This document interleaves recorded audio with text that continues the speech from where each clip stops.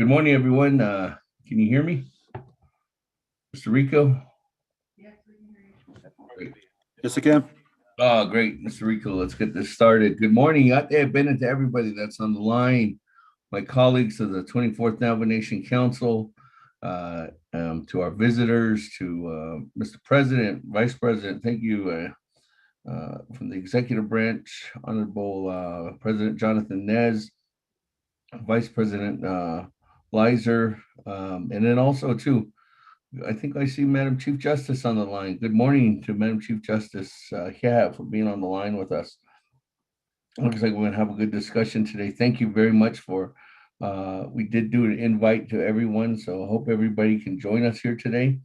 And it's going to be a good discussion. So today we're having a work session, a Naabik'íyáti committee work session of the 24th Navajo Nation Council. As everyone knows, we don't need a quorum to have this work session. We just want to make sure we can have an open dialogue and see what we can do and move forward, especially with what the nation is going to be looking at coming forward. So again, thank you very much. Looks like we're going to have a presentation from the Department of Justice this morning as well. That's what we'll start off with, and then moving on down. So before we get this, before I get into the details, let's go ahead and call this work session to order. This is a Naabik'íyáti committee work session of the 24th Navajo Nation Council. I'm here in Window Rock, Arizona on the Navajo Nation. Today's date is Monday, March 29th, 2021. The time now is 10:03 a.m. We do have a proposed agenda with us here before, and presiding is myself, Seth Damon, Speaker of the 24th Navajo Nation Council. I do have the Mr. Rico, or is Ms. Nota or Ms. Uvella going to be taking a roll call this morning? And if so, they can go ahead and take a roll call now.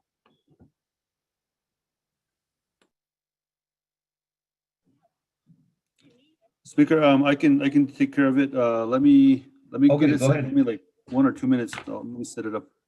Okay. Well,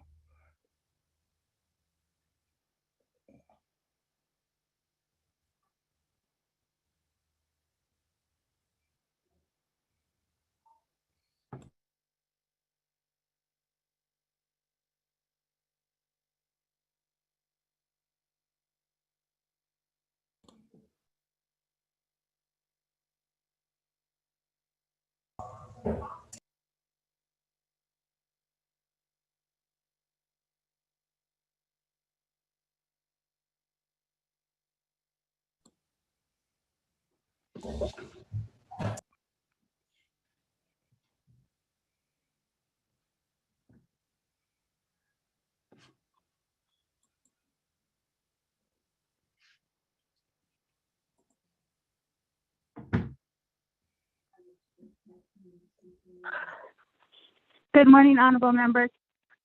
Honorable Elmer Begay.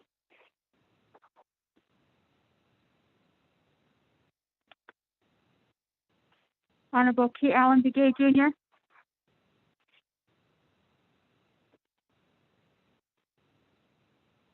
Honorable Paul Begay. Delegate Paul Begay is present. Honorable Paul Begay answered roll call. Honorable Nathaniel Brown.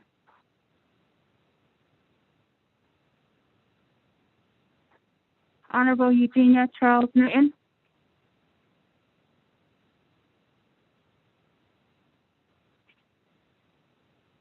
Honorable Amber Tanasva Crowdy.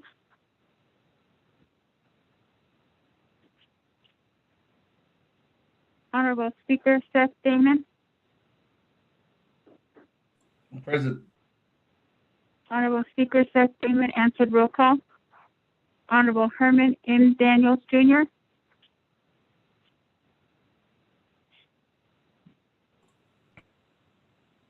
Honorable Mark Freeland.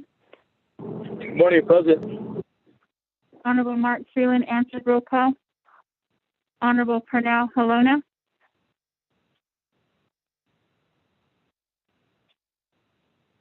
Honorable Jamie Henyo.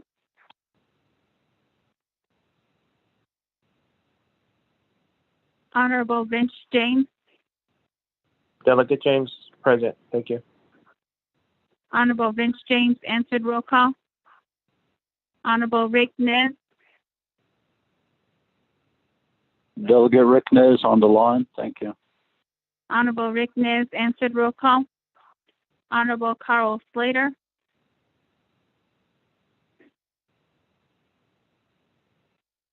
Honorable Raymond Smith Jr.,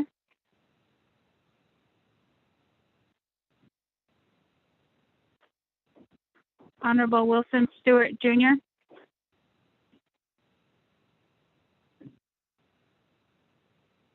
Honorable Charlene So,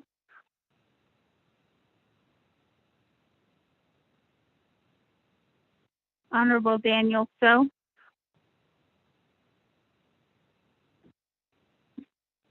Honorable Eugene So, Ya, consiste, oh, yate. Honorable Eugene So answered roll call. Honorable Otto So,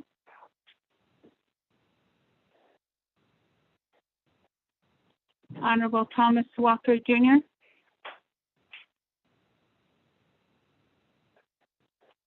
Honorable Edison Winika,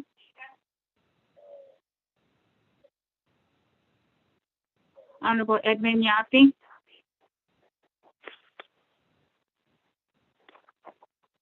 Honorable Jimmy Yellowhair, Honorable Elmer Begay, Honorable Key Allen Begay Jr., Honorable Nathaniel Brown,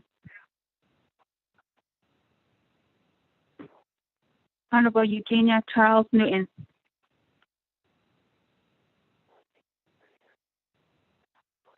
Honorable Amber Kinesba Crotty, Honorable Herman M. Daniels Jr., Honorable Pernell Holona, Doug Hello is present. Thank you. Good morning. Honorable Pernell Holona answered roll call. Honorable Jamie Henyo, No kidding.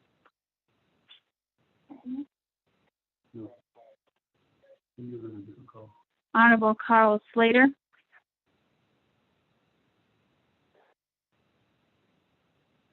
Honorable Raymond Smith Jr.,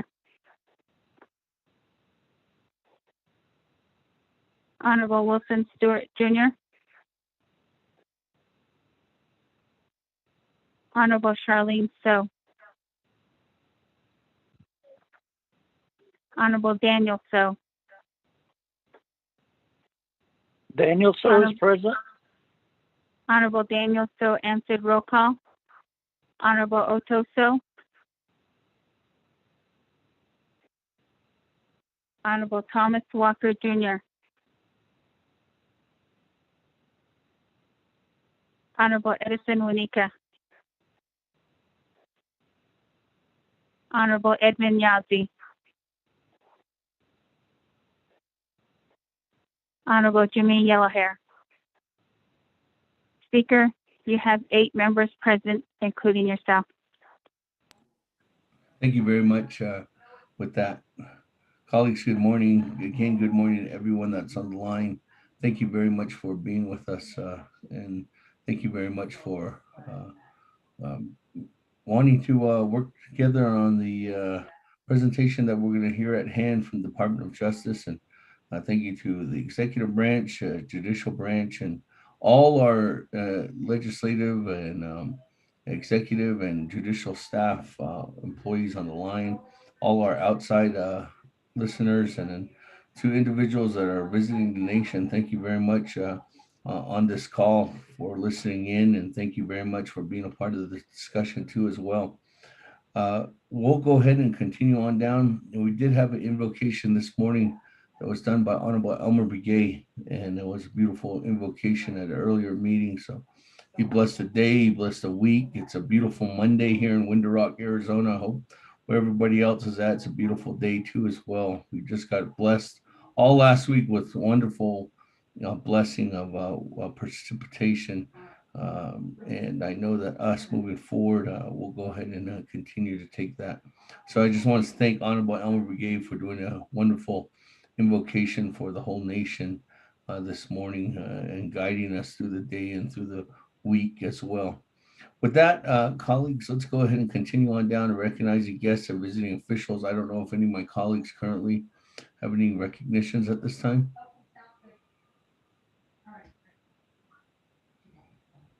If there are none, let's go ahead and continue on the work session. Before I turn the floor over, just to give an update, the purpose of the work session is really to, before I go on, those that are just listening in, my name is Seth Damon. I'm Speaker of the 24th Navajo Nation Council. Thank you again for listening in. We are having a work session today. This is a Naabik'íyáti committee work session. And what we really wanted to do is we invited the executive leadership, President Jonathan Nez, Vice President Lizer, and leadership there at the judicial branch led by Chief Justice Joanne Jane. And I know, I think they're all on the line here this morning, but we really wanted to get an overview and looking forward to a couple of discussion items that we're going to be looking at and really trying to guide ourselves through the next process of what the federal government has approved through the American Rescue Plan Act and what they're really wanting to look at as guidance from not only the Department of Treasury, but also possibly the White House and Congress and Department of Interior, some of the measuring sticks and measuring tools that we're going to be looking at and be based on our future audits on, and really trying to identify what we can do to really help the Navajo people with these funds coming around. I know the first round of dollars that was presented to us, they're back almost allocated to us a year ago, but we didn't get until May was the CARES dollars. And that was really to help stop the spread of the COVID-19 virus. And I think that's what on both sides, all three branches really helped to execute that wonderfully over the past year. And I think that with whatever we had to have at hand, I know that we really did a good job trying to slow the virus. And I thank the executive for your work, Madam Chief Justice, for your team membership too as well. I know that there was a lot of loss in life, but we really want to make sure that we help those individuals too as well, but also help our people that are still feeling the effects, that still currently feel the effects of it. And now moving forward, as the federal government issued the American Rescue Plan Act of 2021, what they're looking at right now is how we revive not only the nation as a whole, which I mean the United States, but how can we revive the Navajo Nation and present us with some dollars that we're going to be looking at. And what we're going to be doing is trying to, one, continue to stop the spread of the COVID-19 pandemic across the nation. But most importantly, I think it's in the words itself in there that states that the American Rescue Plan. And I think that's what it is rescuing the what we have had lost, besides not only our health and our way of life, but most importantly, our struggling businesses across the nation and new economic development opportunities that we can have at this time in order for us to really try to focus in and pinpoint and move forward. So I really want to thank the Department of Justice for coming to do a presentation, and then we'll go ahead after that presentation, hear from Executive Branch Chief Honorable Jonathan Nez and possibly Vice President Lizer, and then we'll move on to if there's a presentation by the Chief Justice, Madam Chief Justice Joanne Jane, and then also from myself, Speaker of the 24th Navajo Nation Council as a Legislative Branch Chief. Again, colleagues and everyone listening in at that time, once we have that discussion, we can go to questions and discussion items, and then also recommendations. I know that we have allocated an hour up to 1 o'clock to have this meeting, 10, 11, 12. So that's a little over 3 hours. Actually 3 hours, a little under 3 hours that we have left in order for us to discuss this. So again, thank you very much for allowing this time and having this work session today. So without further ado, let me go ahead and continue on down on the agenda. This agenda was posted, and we really want to thank again Department of Justice. I'm going to turn the floor over to you as you have a presentation to the entire nation. And I think Mr. McPaul, you and your team members, I don't know if you have outside counsel, but we'll go ahead and give the floor over to you, and we'll go ahead and if there's additional time that you're needing, just I'll let you know when you do have 20 minutes. But if you do have additional more time that we're needed, I don't think there'll be a problem giving a consensus from my colleagues on the that are currently on the line. So again, welcome everybody. This is a Naabik'íyáti committee work session. Ms. Doreen McPaul, without further ado, the floor is yours to you and your team members from the Navajo Nation Department of Justice. Kat.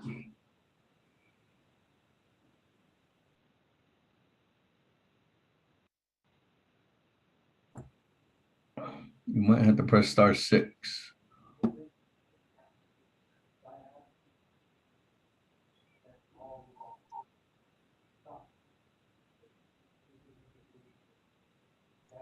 Miss McPaul? MAG? Speaker, Yes, Honorable Otto. So, this FYI, I'm on the line for roll call purposes. Thank you. Go ahead. okay. Good morning, Honorable MAG.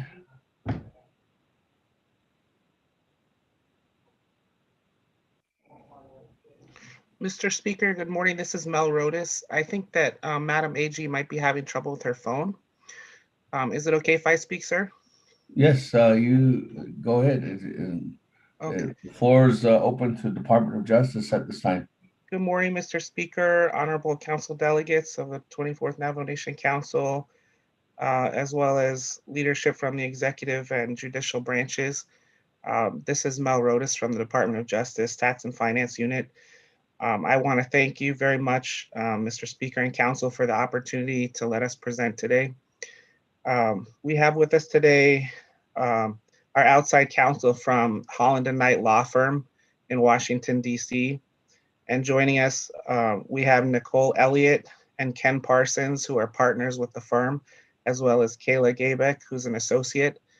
I thought that we would have an hour to present and then questions and answers after that. So, Mr. Speaker, what is your pleasure in terms of the time allotted for the presentation? I was not aware of that, but when time proceeds, I will ask colleagues. I don't think there is going to be a problem with that. Is there at this time, colleagues, any opposition to that? Mr. Speaker, Yes, Honorable Otto. So, I think we should, this is a work session and just give the time allowed that's required by the Department of Justice, because this is really, very important. So they deal with that. We need to give them unrestricted time on this. Thank you. yes, colleagues, if there's no objection at this time. No objection, Mr. Rodas. Okay, thank you very much. Anytime you present, Mr. Rodas, there's never an objection to you. Thank you, Mr. Speaker. All right, Mr. Rodas, go ahead. Thank you. So I believe that Ms. Elliott and Mr. Parsons have control to share their screen. Would that be okay with you, Mr. Speaker, if we call up the presentation?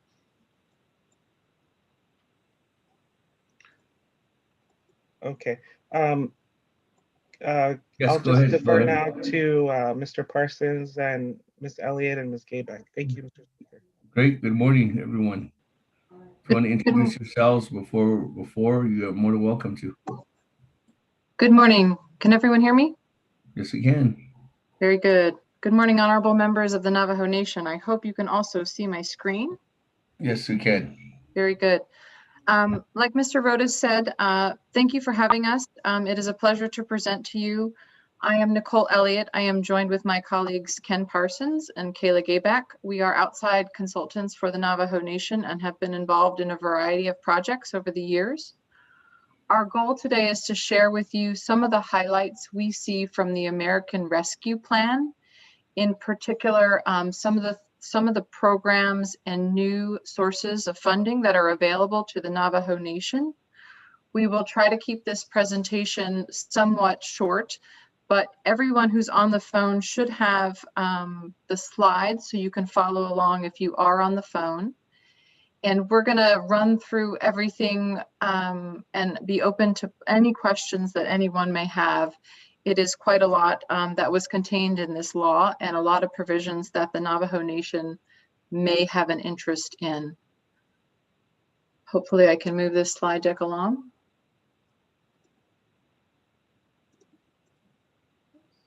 Apologies. Speaker, Delegate Daniel, so do we have a PowerPoint that can be sent out to those of us on phone?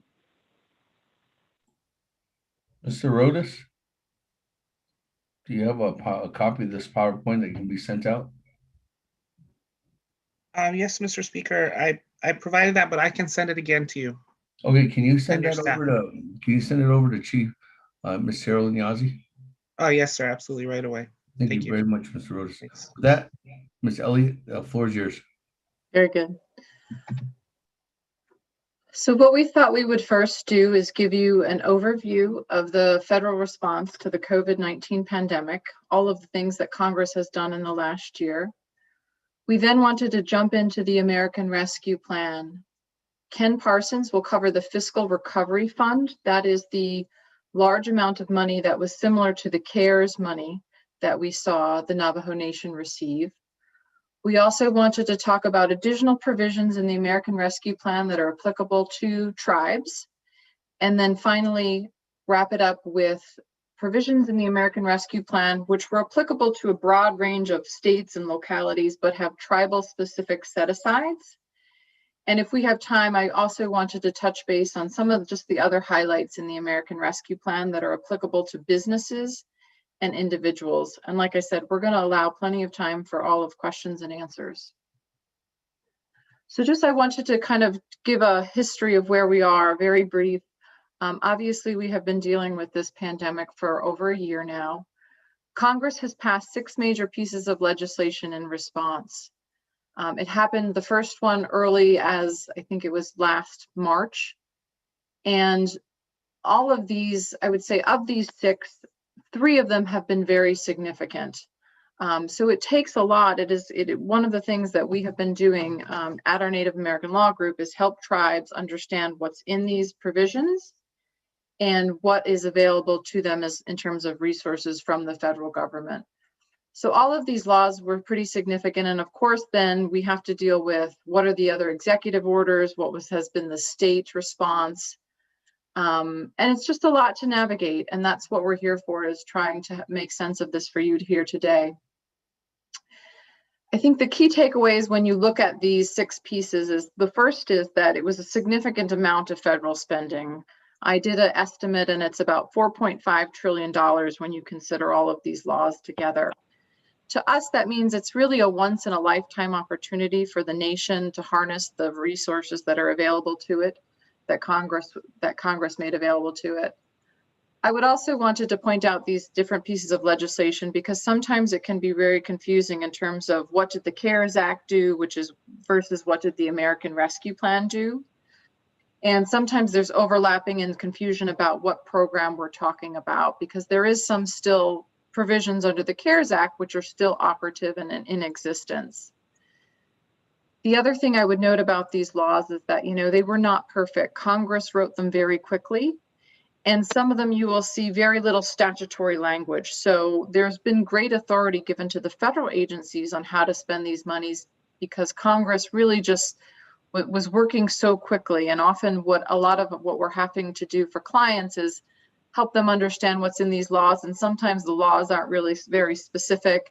And sometimes the federal agency guidance also leaves a lot to be desired. I think the good news / bad news on this, what Congress response to COVID has been, is that I think we're done for a little while, meaning that the American Rescue Plan was really seen as the push towards economic recovery and health recovery. And now while Congress continues to work on legislation, what I'm seeing, we're here in Washington, D.C., is a focus now turning on to infrastructure and energy as kind of the next big thing that Congress will do. Of course, the nation should be interested in what Congress is doing in this kind of next big package. But I think for us, the American Rescue Plan really is the response, that the biggest response that Congress has done to COVID, in response to COVID, and should be very carefully studied. So there is a lot to cover today. The American Rescue Plan, again, this is actually, even though it will take us quite a while to get through, is not everything. We have worked here with the Department of Justice to figure out what might be of most interest to the nation. But these, again, are just the highlights that we see in the American Rescue Plan as applicable to the Navajo Nation. I'm going to turn it over to Ken for the Fiscal Recovery Fund. This is the equivalent of the CARES Act money, what some people refer to the CARES Act money or the Coronavirus Relief Fund money. This is the name that the American Rescue Plan gives for the pot of money that is available to tribes. Ken, can you unmute yourself and see if this works? Yes, I'm here. Very good. And I've given you remote control, Ken, as well, or I can do it as well. Okay, I don't see that. Okay, we'll take care of it. All right, so thank you, Nicole. Thank you, Mr. Speaker and Council. As Nicole said, I'm Ken Parsons. I'm an attorney in the Washington, D.C. office of Holland & Knight, and I'm going to be talking to you about the Fiscal Recovery Fund. So Nicole was talking about the CARES Act, and that's probably the other piece of legislation that you have in mind related to the coronavirus. The Fiscal Recovery Fund is the next one that has come out this year. That is $20 billion for tribes. If you recall, the CARES Act was $8 billion. So we're going to be doing a lot of comparing and contrasting with the CARES Act, just to show you how much larger this package is, but also because there are a lot of similarities in to how the package came together and Treasury's role in the package. But the first thing I wanted to note here is the title of this fund. It's called a Fiscal Recovery Fund. Last year, the big pot of money that tribes got, the $8 billion, was called the Coronavirus Relief Fund. Emphasis on the word relief there. So in 2020, it was all about using your money for relief from COVID-19, to buy personal protective equipment, to make your businesses able to function in a socially distanced environment, those kinds of purchases, those kinds of expenses. So it was very focused on mitigating the coronavirus. And that also made the use of the funds a lot more restrictive than they are this time around, because this time around we're focused not just on relieving the virus, but recovering from it. And that includes not just health-related recovery, but also economic recovery as well. So we're going to see that theme throughout this part of the presentation. So again, it's $20 billion for tribes. 19 billion of that is going to be allocated pursuant to a formula that Treasury has not come up with yet. $1 billion is allocated equally among the federally recognized tribes. That's about 1.7 million per tribe. Last year with the Coronavirus Relief Fund, it was a little unclear whether Alaska Native corporations would be included in that, and that led to litigation and ultimately a holdback of about $500 million from the original $8 billion allocation of relief funds. This time around, the statute, Congress made clear that ANCs are not included, so there's no issue with that this time. The statute also does not indicate how the allocation is to be made amongst the tribes.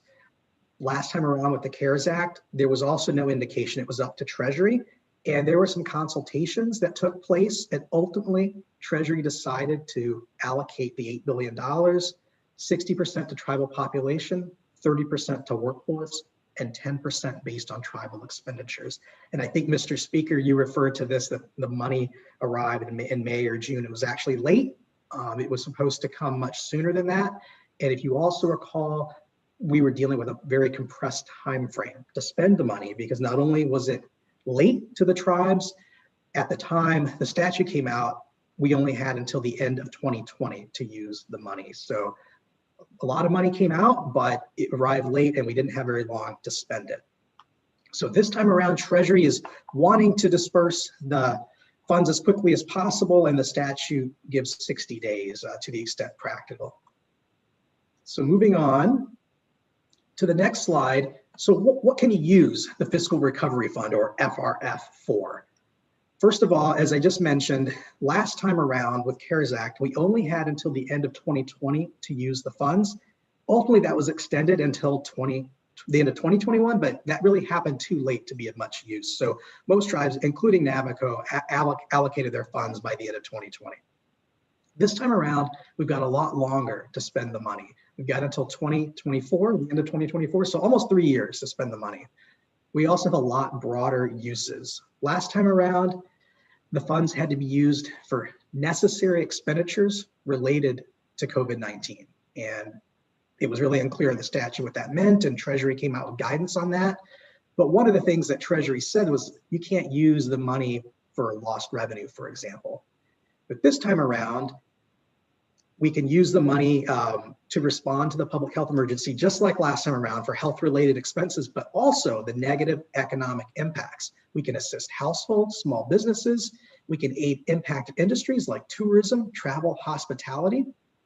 We can also help out workers that are performing essential work related to the coronavirus.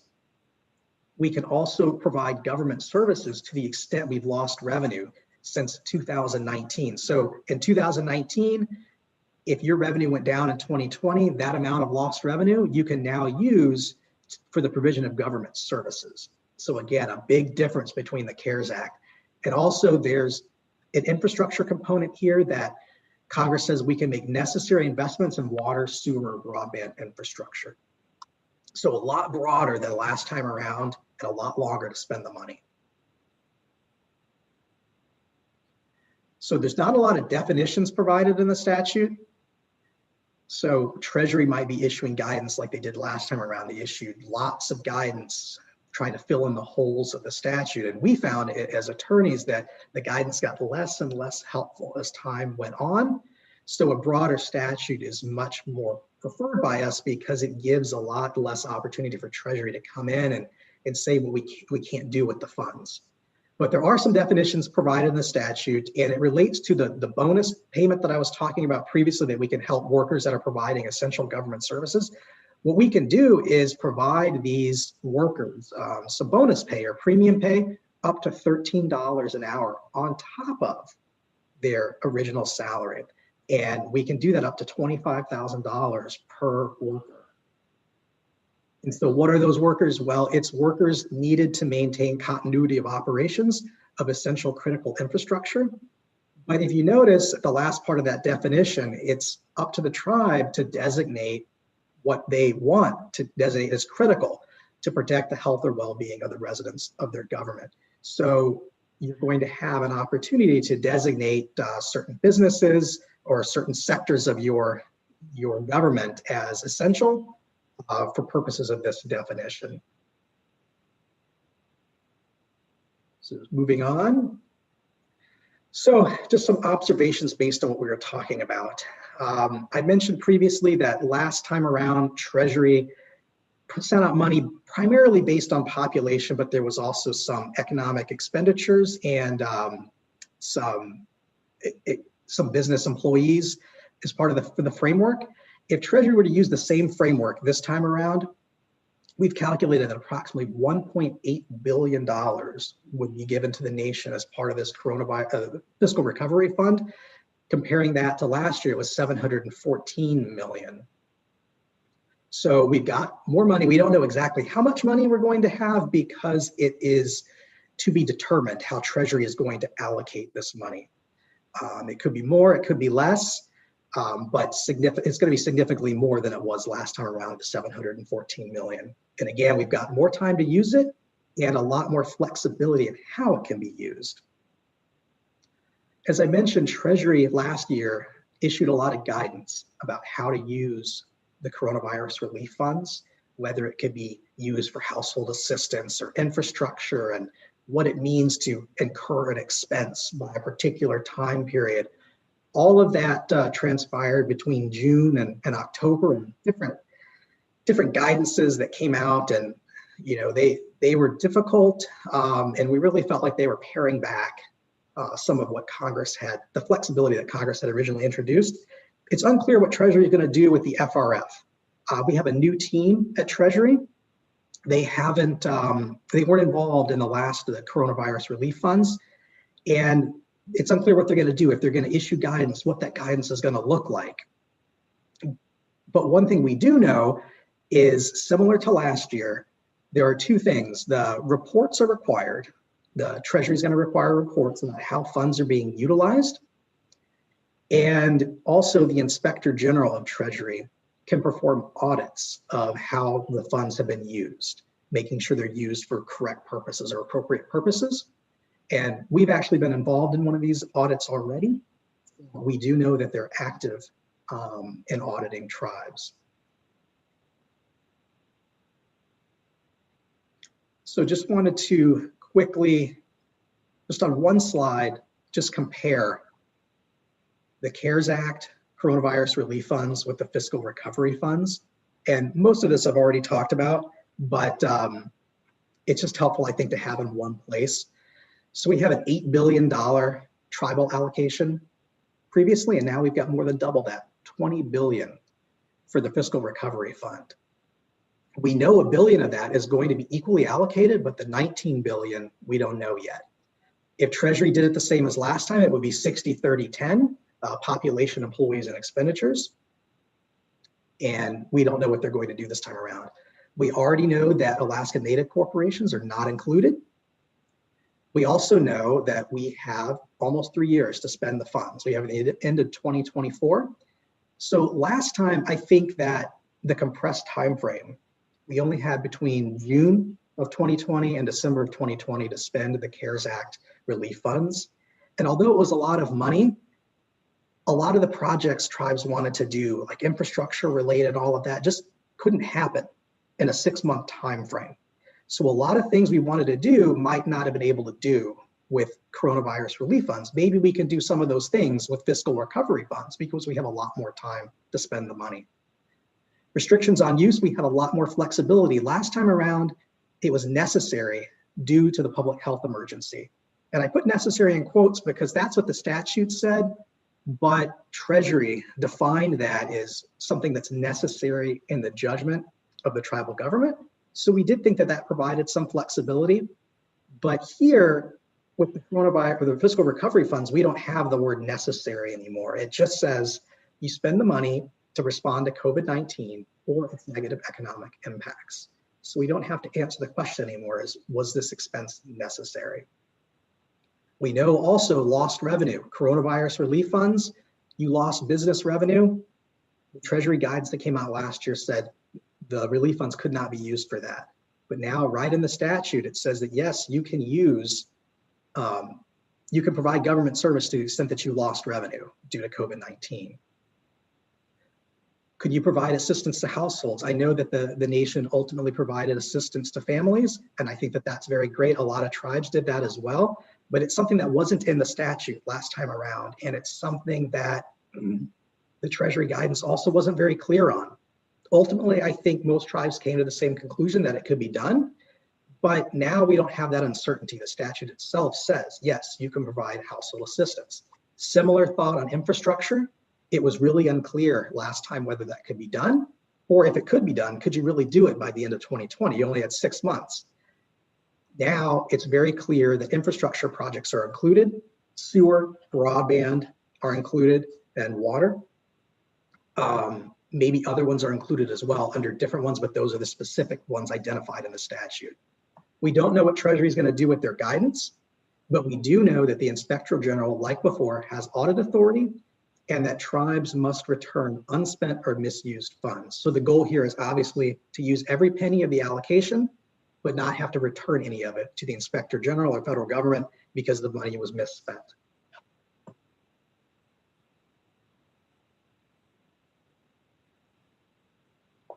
So that's all on the Fiscal Recovery Fund. There's just a little bit more in the same section of the statute, a couple more funding opportunities I wanted to make you aware of that aren't part of that allocation that the nation's going to get, but are significant.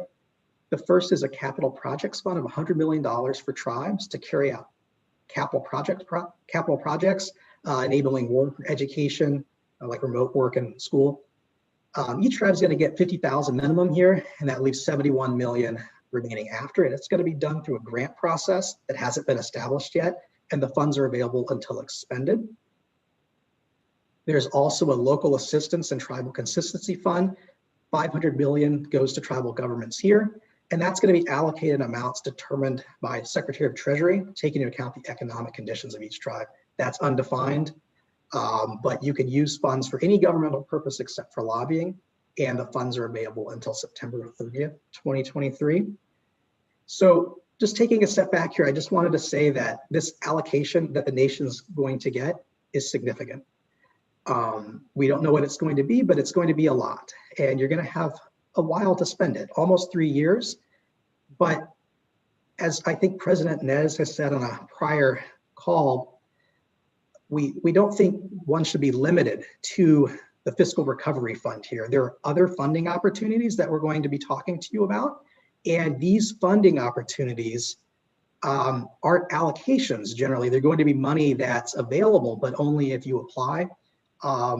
But it's additional money that's available, and it might be, the Fiscal Recovery Fund might not be the first pot of money you want to look to because you've got longer to spend it, and it's really flexible, and there might be grant opportunities, say for health or infrastructure or education, that you might want to look at as well, but it's only available if it's applied for.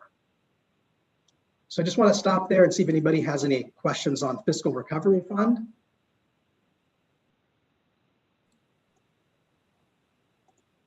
Colleagues, Mr. Parsons, you can continue on.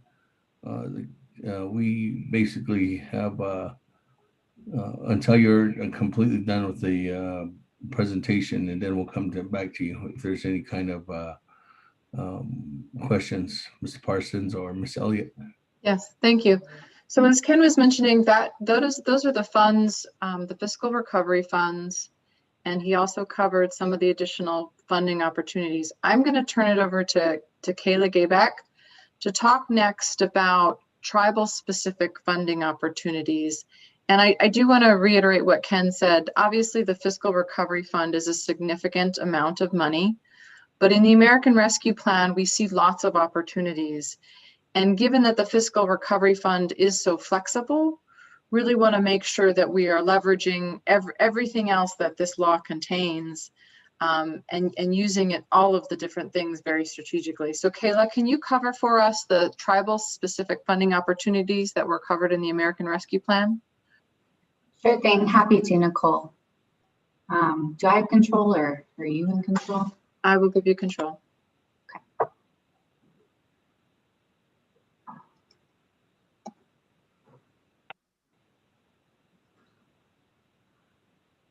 All right, so just really quickly, this is kind of the Indian title of the bill. I'm sure you've heard from other overviews these provisions, but I just wanted to kind of skim over them quickly and remind you that these are other pots of money that are coming towards the nation that are outside of the FRF that should be utilized first in terms of meeting the needs of your tribal members. So the first one is the Indian Health Service.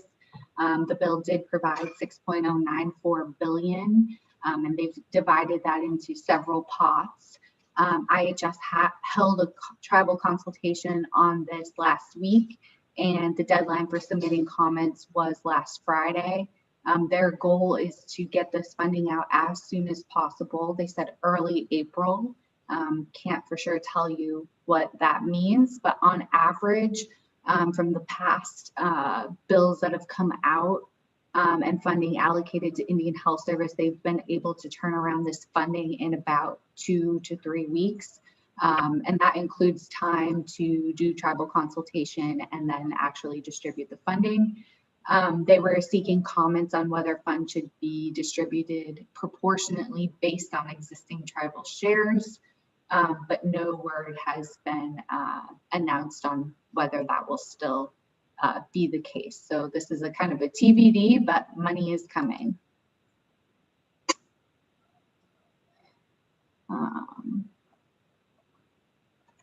All right, and then the next pot of money is the Bureau of Indian Affairs. There's 900 million allocated.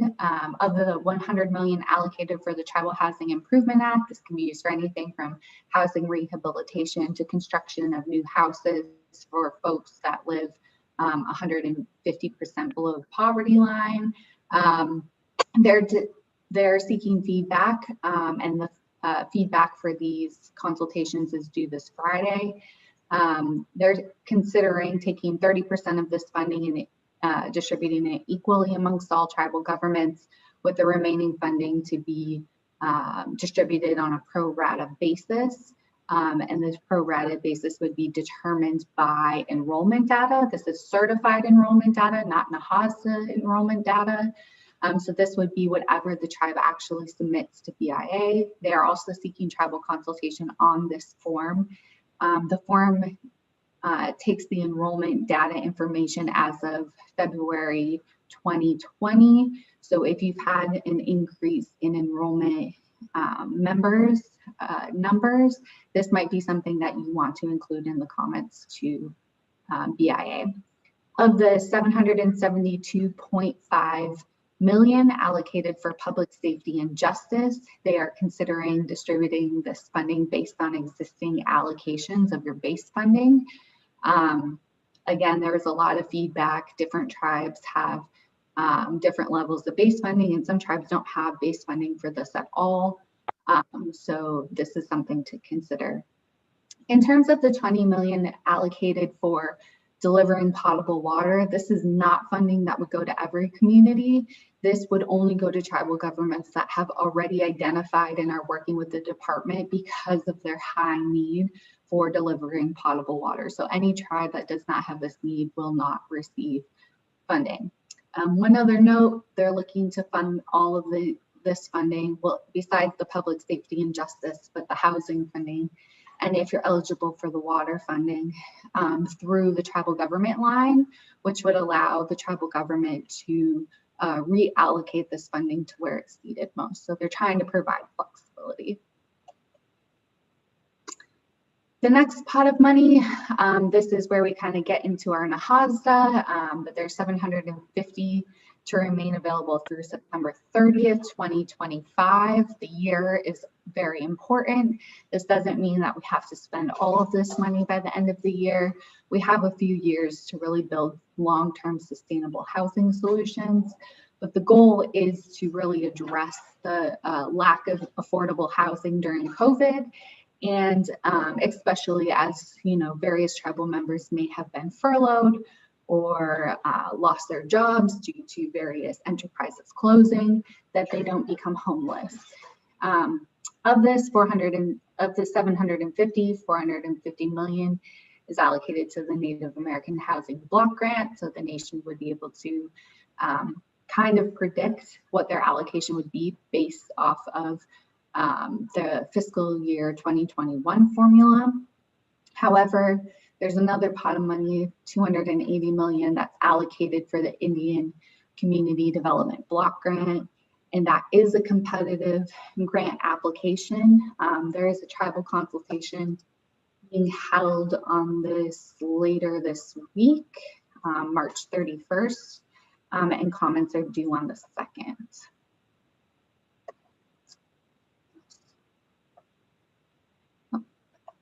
Just really quickly, this is kind of what they're focusing on. They're looking at questions of whether the grant ceiling should be the same as the ceiling established in the CARES Act, whether they should prioritize applications from various tribes or tribal housing entities that did not receive CARES Act funding, and then just any other general considerations on how they determine who should be eligible or receive this competitive grant funding more broadly.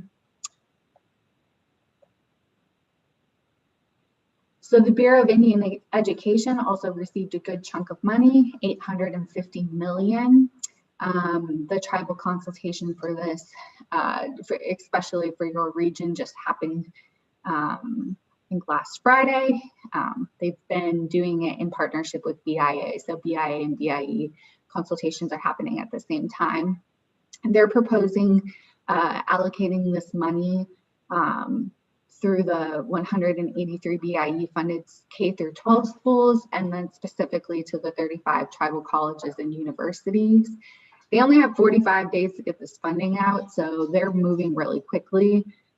We're already getting close to halfway through that, so they don't have much time to determine their formula. They are looking at these schools based off of weighted student numbers for the K through 12, and then more on a proportional basis through TCUs. That doesn't mean it'll change. This is why they're having tribal consultation. So this is another TBD, how will this fund be spent? But folks did raise questions about whether this funding could be used for tribal scholarships and or to support Johnson O'Malley program. And BIA basically said that's not what we're here to fund. We're here to fund our K through 12s and our TCUs. That being said, how can this funding be used, or, you know, once you get it, where they kind of put effort? And they did say a learning management system. So this is providing, you know, technical support if you're doing distance learning and or some sort of hybrid education of your students. And then facility upgrades like ventilation or other safety measures to ensure social distancing, so that when your students do come back to school, if they're not already back in school already, that they're safe and we're not subjecting them to a high risk of getting COVID. They're also seeking input on whether any other investment priorities should be considered. Then we also have funding. This is going through the Department of Education. Really only of interest to the nation is the $20 million allocated for Section 612C of the Elementary and Secondary Education Act. I've heard no word from the Department of Education on how they plan to roll out this funding. So this is a big TBD, but just know that beyond BIE, there will be additional sources of funding for education purposes. You are unmuted. Just to give you a high-level overview, I think similar to what Ken showed you, in terms of CARES Act funding, Indian Health Service funding was significantly increased, almost sixfold. BIA's funding was almost doubled, if not a little bit more. BIE funding was more than probably closer to 4 times as much, although BIE directly only received $69 million during the CARES Act. There was another 153.75 set aside for tribal organizations through the Education Stabilization Fund. So they did receive funding for things like ventilation, getting students home if they were in boarding schools, online technology to allow for remote education purposes, and other efforts. Housing was more than doubled. And then somehow I think my language preservation slide may have gotten deleted, but the bill also provides, the American Rescue Plan, provides $20 million for native language preservation and maintenance efforts. This funding has not been, or this effort, priority of tribal governments has not been supported in the CARES Act or any prior COVID relief legislation.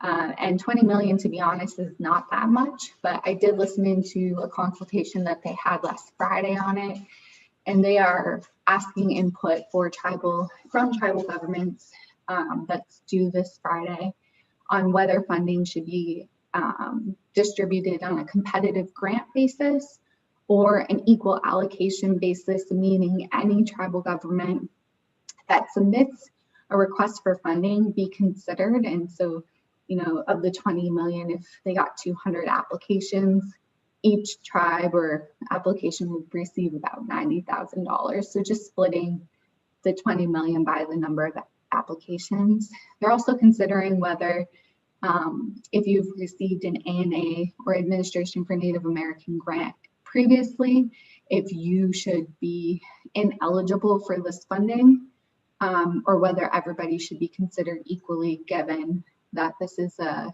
pandemic and unfortunately an unexpected and high impact on Native language speakers. So that's something to be considered. In addition to the Indian title, there are several other funding opportunities with tribal set-asides. Now, I really want to underscore, bold, asterisks, and highlight here that this is not an exhaustive list. This is only a few provisions that we thought that the nation may want to consider given its interest and prior work. So I think Nicole may have mentioned this earlier, she'll get into it a little later. The State Small Business Credit Initiative sets aside $500 million to be split amongst tribal government. The secretary gets to determine what formula and how that funding is split, so may not be equally. But this is really to provide support for your small businesses, for example, providing loan guarantees, grants, credits, really helping them through the COVID pandemic and keep their doors open so they don't completely go under. There's a short notification deadline here where tribes have to notify the secretary within 30 days of the date of enactment. So I think we're coming up on that. I think Nicole reminded me it's April 4th or 5th. And so we're getting close, but nonetheless, the Treasury hasn't signaled how we should notify them that we want this funding. So we're keeping an eye on it, and we will definitely keep the nation posted as that information rolls out. This setting of this program does require a lot of kind of technical administration work, but this is something that if the nation wants to pursue, we could provide more information at a later date. There's also the Homeowners Assistance Fund. So this is not rental assistance. This is to ensure that any tribal member that owns their home continues to be able to pay mortgage payments, help them reduce any interest. A number of issues here listed, the principal reduction that could really help and benefit your tribal members given the impacts of COVID. Again, should they have been furloughed, they lost their job because several entities had to close their doors, they're not working and they can't pay their mortgage payments. We don't want them to lose their houses. So this is what this funding is for. 498 million has been set aside specifically for tribal governments to provide this kind of service or financial support to tribal members. The secretary will begin making payments in about 45 days. And while the provisions say that they're required to make payments within 45 days, even on some consultations I've been on, they're like, we're going to do our best, but it may come a few days before or a few days after. So this is something we definitely want to keep our eyes open for. Then there's also the Pandemic Emergency Fund, and this is 75% set aside, or excuse me, 75%, 7.5% or 75 million set aside for tribal governments. And for folks more familiar with the acronym TANF, this is that program. It's providing short-term benefits to your tribal members who may be needy or in need. There was a tribal consultation on this last Friday. What they meant by in need or needy is not the same as under the normal TANF program, but rather in need or needy because of the COVID pandemic. Now, these are short-term benefits, no more than 4 months, or you can't provide them for more than 4 months, but they could be in the forms of providing cash, various support for things like burial assistance, child support, transportation, but it cannot be used for workforce development and other efforts like that. So tribal governments have 90 days to notify the secretary whether it intends to use its full allocation. On the consultation, the agency strongly encouraged all tribes to say they're going to use their full allocation. Whatever is not used by tribal governments, state governments, and territories will be then reallocated. So tribal governments that used it would again be eligible for 7.5% of whatever is not used. So that's something that's good. There's potential that there'll be not only the initial 75 million split, but that some additional money down the line. They said that money would not be distributed before fiscal year 2022. So we still have some time, but future money that might come. Another thing to note is the 75 million is split between tribal governments and territories. There's no clear information on how it's going to be divided between these two. It's, to me, I see these as being governments that have very different needs, but the agency is seeking comments on that as well. All right, then there's also additional money for water assistance. This is separate from the VIA funding for potable water, but there's 15 million set aside, and this is a grant for application. So the tribe is actually going to have to wait to seek the NOFA, or the Notice of Funding Announcement or Opportunity, and apply for this funding on a competitive basis. Again, I mentioned 15 million is set aside for Indian tribes, and the goal is to help low-income households pay their water utility bills so that they're essentially not cut off from drinking or wastewater services. I think we're coming near the end here. Bear with me, we have a few more that we wanted to highlight. There's also an E-rate program, which allocates 7.171 billion to remain available until September 30th, 2030, which is good. It has a long deadline, but this is really providing funds for tribal elementary schools and libraries, also secondary schools, for Wi-Fi and broadband services. So this is to provide Wi-Fi hotspots, purchase modems, routers, any devices that help our students connect to the internet. Now, this is really huge because a lot of homes in Indian country do not have access to reliable internet, which prevents them from doing their online education, and really, getting through this year school-wise, doing their homework.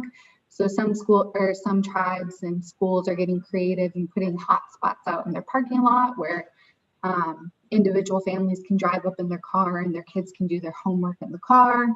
And then also, as we start to reopen these facilities, increasing the capacity so that way family members who cannot afford or access broadband are not left without resources.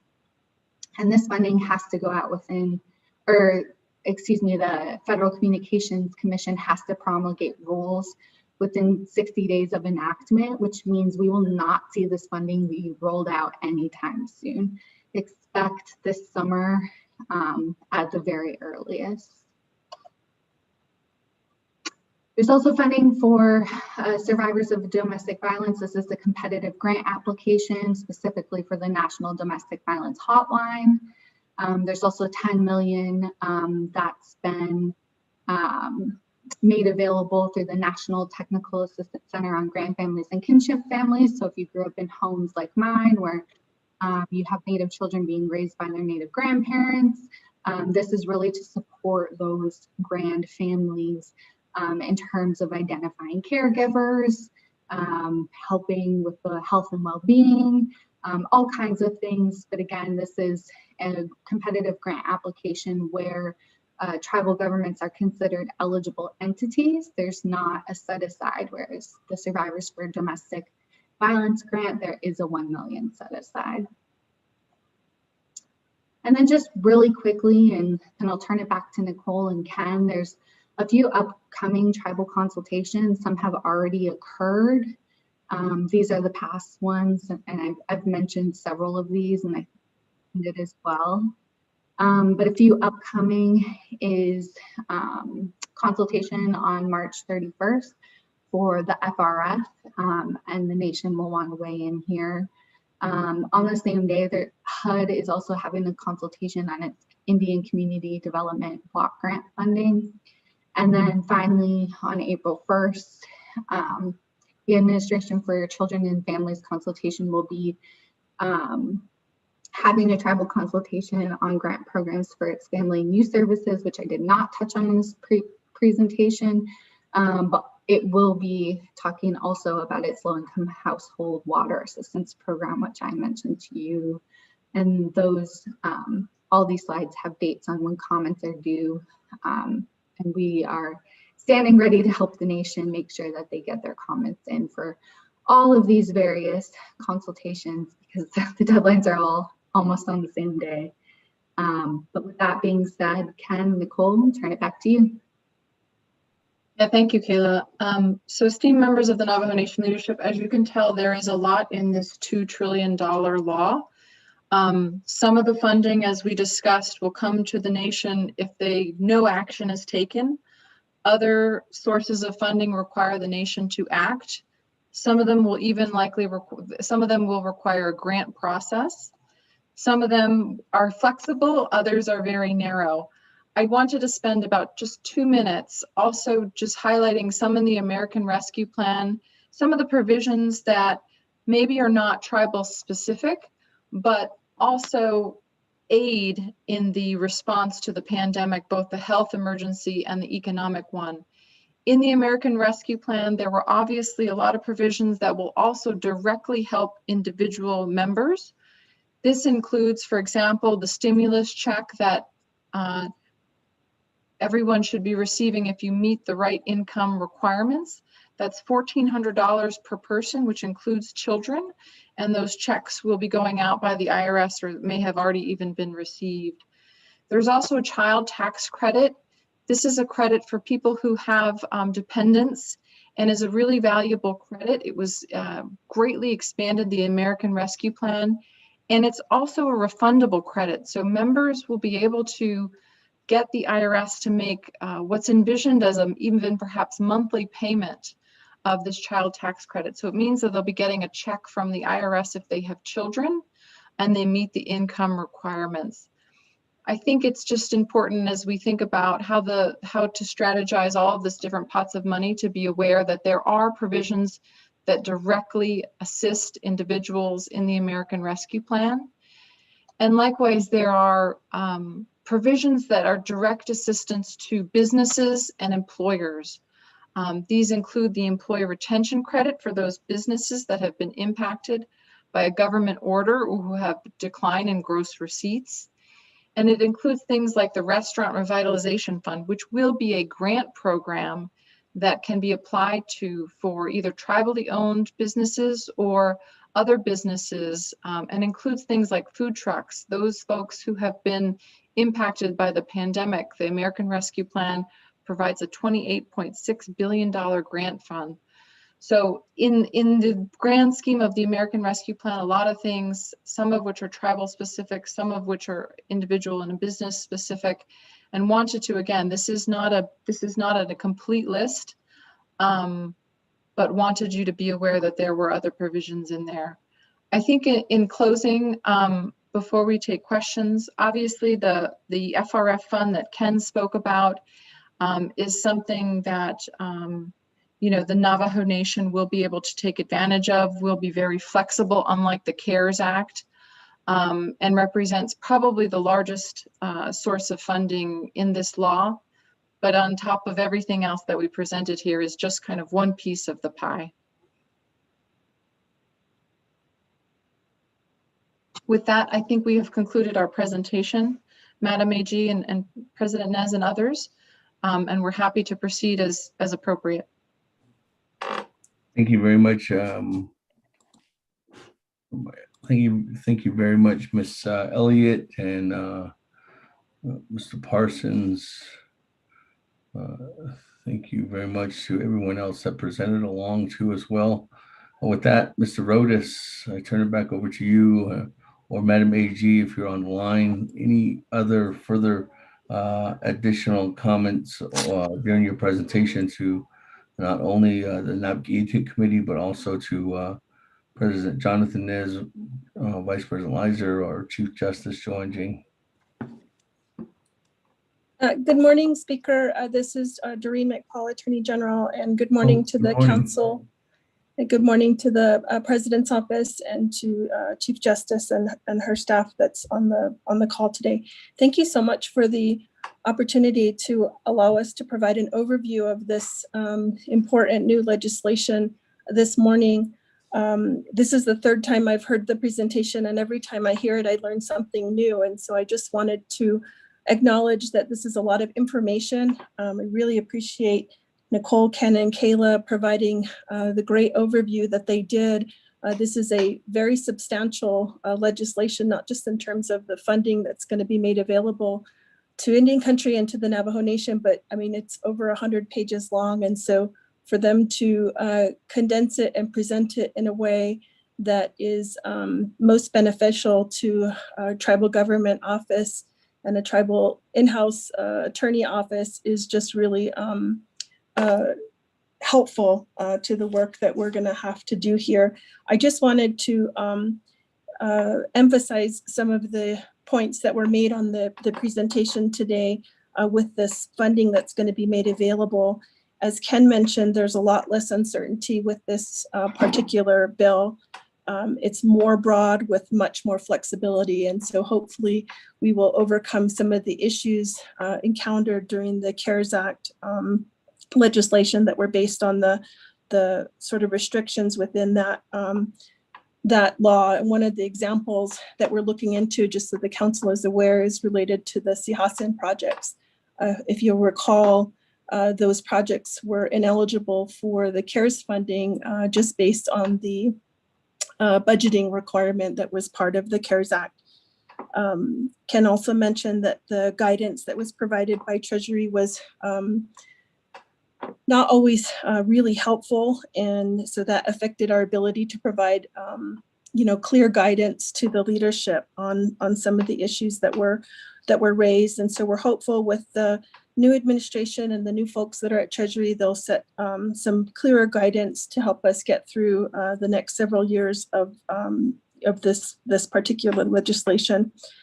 The last thing I want to share relating the presentation is the importance of strategizing regarding what sources of funding to use for the priorities that the leadership will establish, and to leverage the use of all sources of those funds strategically. And just keeping in mind one of the points that Nicole made about the infrastructure and energy package that's in the works and that we hope to have more information about this summer. And I also just want to, on the last note, share with council that Holland and Knight, the firm that Nicole, Ken, and Kayla are with, have been on contract with the nation for several years through a Department of Justice, and their partner, Phil Bankershank, is handling the litigation regarding the 638 judicial services funding. And so we will have all of these experts available to assist us throughout this planning, strategizing, and helping us here at DOJ respond to the legal needs with respect to this legislation and the planning that will be involved. And so with that, the last thing I want to share, Speaker and Council, is regarding questions. Just want to, because this is being sort of broadcasted to the world, to the extent there's questions about the legislation and the overview, I think that we can handle those questions for all of the public to hear. But if there are specific questions related to legal advice for specific projects or that kind of thing, we may need to follow up in writing to the council. So with that, I turn it back over to you, Speaker. Yeah. Okay, thank you very much for clarifying that. Madam AG, on the follow-up questions. If there's specifics, then those can be given back in a formal written writing if you can't answer them today. Colleagues, and good morning to everyone that's on the line. Thank you very much. Time now is 11:15. Again, this leadership meeting, I guess Naabik'íyáti committee work session was scheduled till 1 o'clock. So we have about an hour and 45 minutes. I know I still want to give some time over to the president, vice president, and then also over to Madam Chief Justice of the judicial branch. But at this time, I know that there's a couple of comment or questions. So we'll take about 15 minutes in questions, and then we'll go over at 11:30, turn it over to President Jonathan Nez. With that, I have Honorable Brown and then Honorable Keon Begay in the queue at this time. So Honorable Brown, good morning. And thank you very much to Holland and Knight for that wonderful presentation, Kat. And if there's any questions, colleagues, as Madam AG indicated, if you don't have, you might not have them today, but I'm sure working together with Madam AG and with Holland and Knight, we can get those questions answered. So Honorable Brown, the floor is yours. Speaker. Yes. Speaker.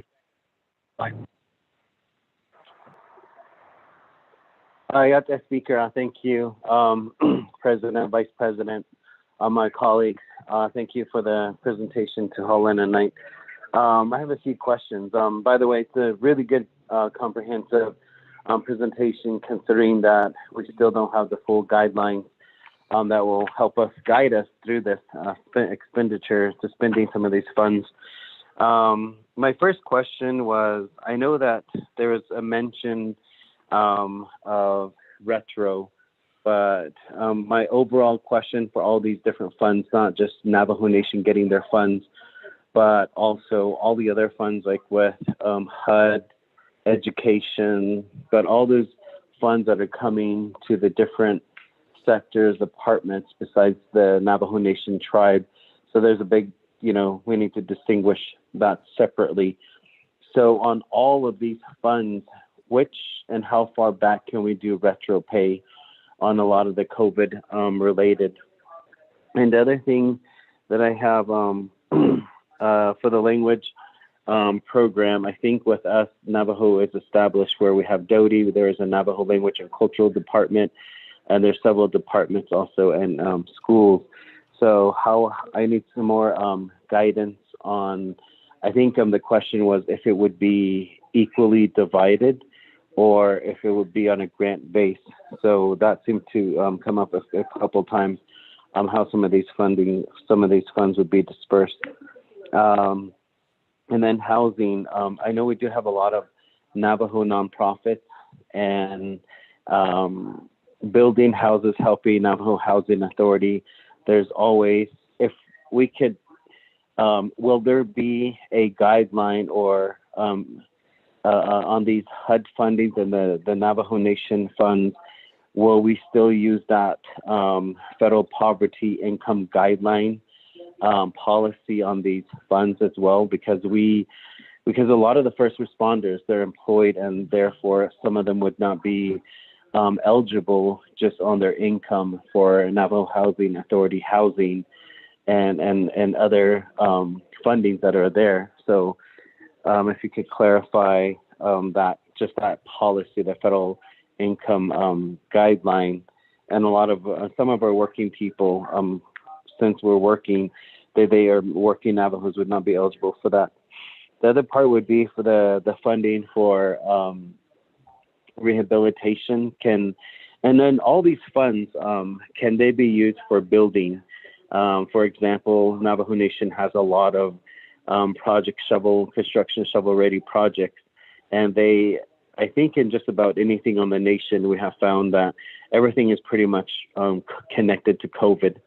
Revenue loss, employees, no matter where on the nation, there's someone that was impacted by COVID directly, and family and the workplace, etc. The other part was the Department of Justice funds. I was wondering if those could be used for building some of these courts, police stations, et cetera, throughout the Navajo Nation. E-rate, that was covered. And the other thing was, I've been meeting with, this past Friday, I met with FedBar, other tribes who are doing some phenomenal work on LGBTQ initiatives, like gay, lesbians, transgender.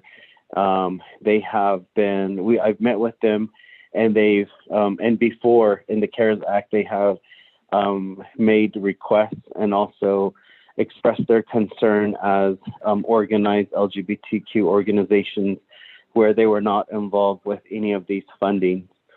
So some of these also being pushed away since now we're looking at nationally the Equality Act, and Navajo Nation last year did pass a legislation in support of Senate Bill, I believe it was 788 on the Equality Act. And I understand that through the presentation from Secretary Deb Haaland did mention, there is movement on some of these LGBTQ initiatives in other states and other tribes. So that's a big question that I don't see anywhere in the PowerPoint presentation, and what that would look like. And I'll continue to reach out to the organizations on these LGBTQ initiatives. And there's a lot of areas that I was surprised that they brought to me that I've never thought of. So I would like to present this information later on to the council. And also DOJ is well aware of that Equality Act that is being worked on as well. Thank you. Those are all my questions. Thank you, Speaker. Thank you very much, Honorable Brown. Colleagues, I do have a number of delegates that are wanting to speak. If you could make your comments brief, as we have limited time today. I have Honorable Keon Begay, then Honorable Daniels, and Madam Chair Amber Crotty, then Honorable Otto So, then Chairman Daniel So in the queue at this time. So remember, colleagues, we only have about maybe another 10 minutes of asking these questions, and then I got to turn it over to Honorable President Jonathan Nez. With that, Honorable Keon Begay, floor is yours. Speaker, Chairman, Otto, everyone on the line, President's Office, President, Vice President, Chief Justice, and everyone. Appreciate the presentation. My name is Keon Begay Jr. I represent 5 chapters from the central agency, central part of the Navajo Nation. The one area I specifically like to request, Speaker, a follow-up response from our presenter. The social economic situation on the Navajo Nation is not really being integrated in how the Navajo Nation can move forward and utilize majority of this fund directly at the chapter level. In the last allocation, we had so many of requests by the local 110 chapters were disallowed on a lot of their funding requests. And I believe that, I don't know if Congress really needs to be re-educated, or that we really don't have a full understanding of the Navajo Nation situation, how we live, the Navajo culture, the tradition. And I believe that a lot of this funding needs to go directly to the 110 communities, which also includes farming infrastructures. So my question directly to the presenters and maybe to the Navajo Nation government, to myself, is that how can we effectively utilize this funding based on the actual need at the local 110 chapters? Maybe the presenters, how much they know about the Navajo Nation government, the Navajo Nation 110 chapters, the agency, how we have to work with the county, with the state, and even the Bureau of Indian Affairs. So those are the area that I believe that we really need to focus as well. Otherwise, we'll have a dictation from the Windrush level to the chapters to say that these aren't allowable. You can't use this for this particular project. No, this can't be used for this particular area. So that's the reason why we had so many of this funding directly went back to hardship. and I believe that's okay. And I don't want for us to go back in that direction. Otherwise, we'll be in the same situation of the COVID-19 on the Navajo Nation. So 8A quotation and understanding the chapters has the Doyego Paco Senoto based on Naabik'íyáti, and I specifically like for the Navajo Nation government how we can effectively direct a lot of these funding directly to the Navajo Nation chapters. So that would be my follow-up request of presentation by the presenter speaker. Thank you. Thank you very much. With that, before I go back to Madam AG and to membership from Holland and Knight, let me go to one more of my colleagues, Honorable Herman Daniels.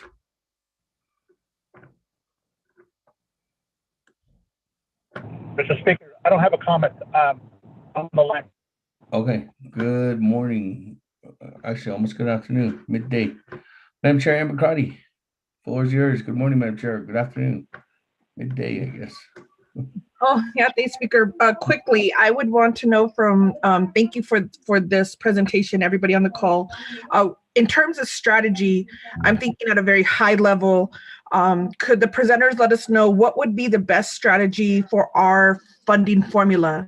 What way can Navajo Nation be as strategic in what formula works for us? What formula should we know other tribes may be proposing, which is advantageous for smaller tribes, but not for Navajo Nation? I think we're still at the point, Speaker and colleagues, that we need to advocate for a funding formula that works best for our people. And I hope to have that discussion today with the 3-branch leadership. Thank you, Speaker. I'll go back on mute. Thank you. With that, if Madam AG, if there's any response at this time. Your team members. Thank you, Speaker, and thank you, delegates, for those questions. And we can follow up on all of these questions in writing, but let me just say that what we're also working on with Holland and Knight is some additional topical guidance. So each of the different sort of general areas relating to housing or education and schools, broadband, infrastructure, language, public safety, health, all of the different topical areas, we're also trying to provide some topical guidance. And so hopefully that will address some of the questions that were answered today as well, or things that might come up later as we continue through this work. Regarding the specific question from Delegate Brown on the language funding that's available for preservation and maintenance of language, that will be by grant award. We don't have the notice of funding award or applications available yet, but we will continue to monitor these things with Holland and Knight. And we've also included the DOTI and all of the executive branch divisions in this kind of communication too, so that it's on their radar to also follow along. But we'll follow up with the other specific questions as well. And I just want to thank Delegate Brown for his leadership in including with the FedBAR on the LGBTQ issues. I just want to share one thing I noticed about the agenda for FedBAR this year is that's the only panel in the entire 2 days of the conference that has a tribal attorney involved in the discussion. And so we really appreciate that inclusion with that panel. But we will also look into what specific funding opportunities are available with this new legislative package that can be used for to advance the LGBTQ issues. And Delegate Brown, we look forward to working with you on that as well. I know that Delegate Kealan Begay wants follow-up responses regarding what can be used at the chapter level or how to direct the funding to the Navajo Nation chapters. And so we will certainly be looking to do that as well. And we can have some follow-up discussions on that and include sort of the lessons learned from our experience with the CARES Act in remedying some of the unfortunate results with that funding that diverted funding away from the chapters directly. One of the things about chapter and local governance is it's sort of comparable with, I think, the way the federal government could understand it is the way they do self-governance or 638 matters. They put the funding in the hands of the tribes who are local governing, and then the tribes get to set the priorities for how that funding is allocated and spent. And so it's, that at this next level within tribal government. We have the, the central government here in Window Rock, but we also have these local governing chapters that know best their communities and what the priorities are for their specific communities and how funds that come to that community can be allocated to better the conditions of our relatives in those communities.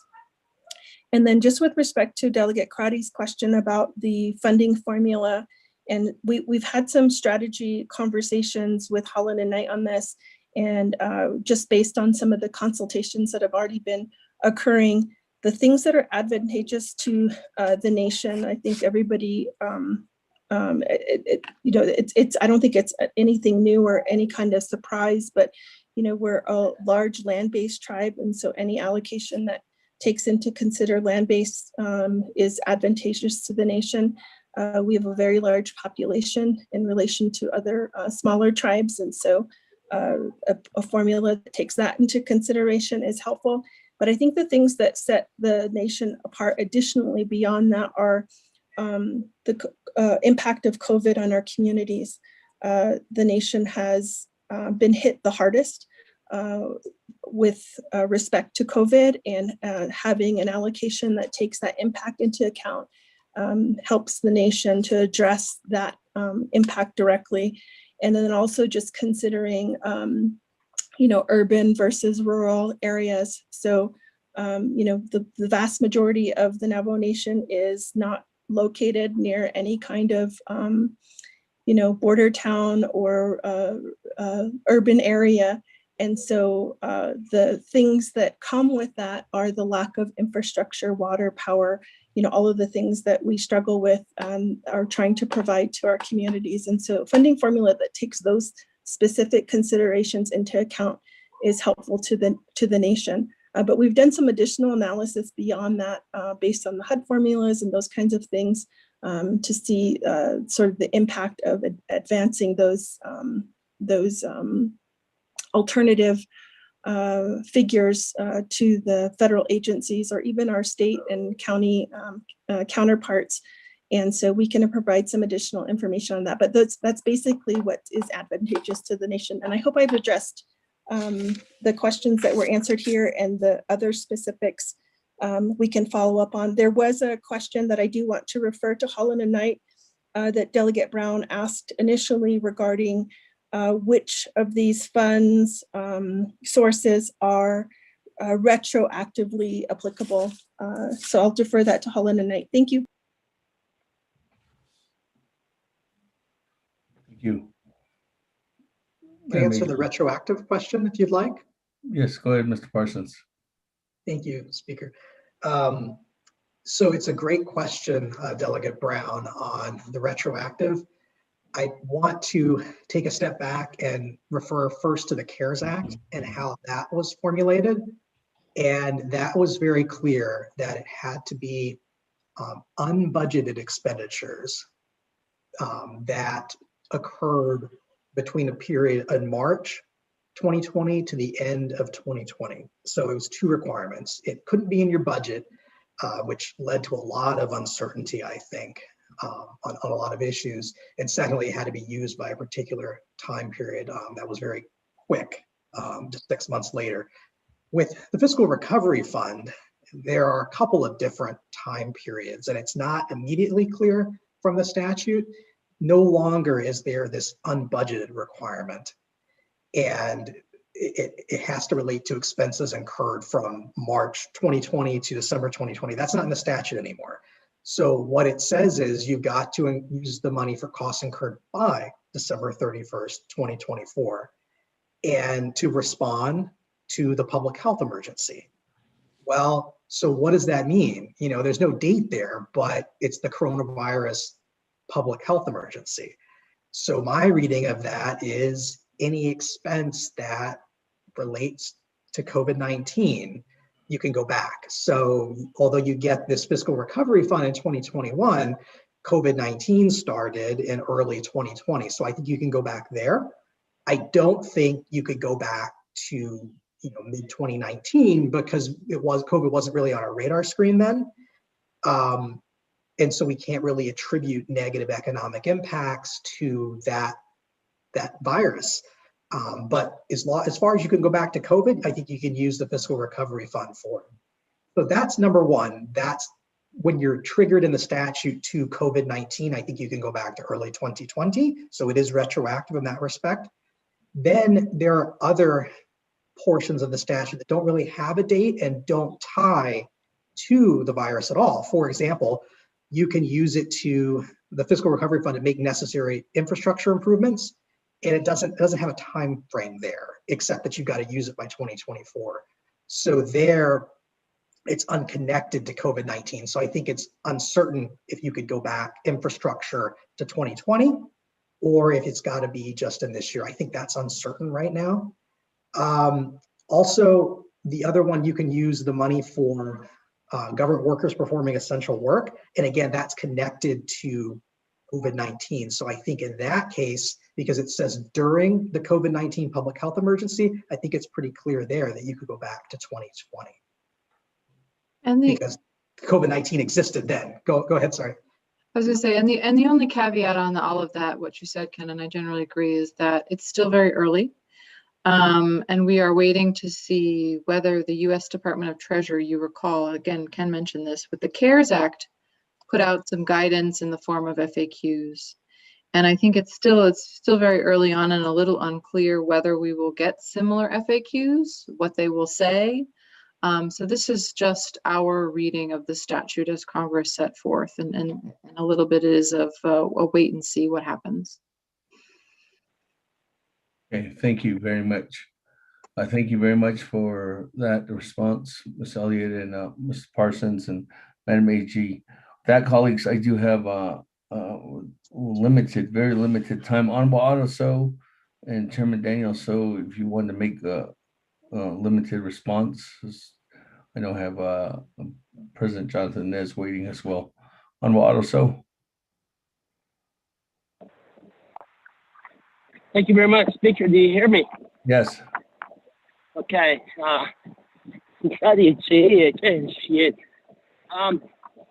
I guess with the funding formula pertaining to HUD but pertaining to the U.S. Treasury and any preliminary insights that are coming out from U.S. Treasury indicating that they may be using a certain formula. And the reason why I'm saying this is that the population base is very, very important.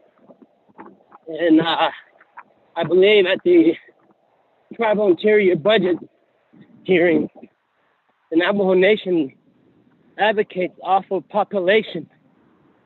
But that insight is something that's very, very important for the Navajo people out here. And as internally, as Navajo, our citizens, and as leadership, how we allocate our dollars is very important. As we advocate off of the funding base of population, I believe that should be our strategy here on Navajo as well, because a lot of these areas, the higher populated area, need resources out there to improve and upgrade their infrastructure system. That these dollars coming down the pipeline has these resources to implement to help these communities. And that's just one of my thoughts that I have. And just on any insights, preliminary, if anything coming down the pipeline, what type of funding mechanism are they going to use? Thank you very much. Thank you, Honorable Otto. So with that, moving on down, Chairman Daniel So.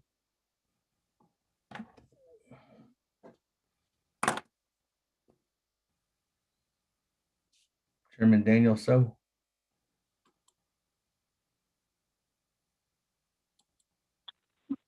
Oh, I unmuted him.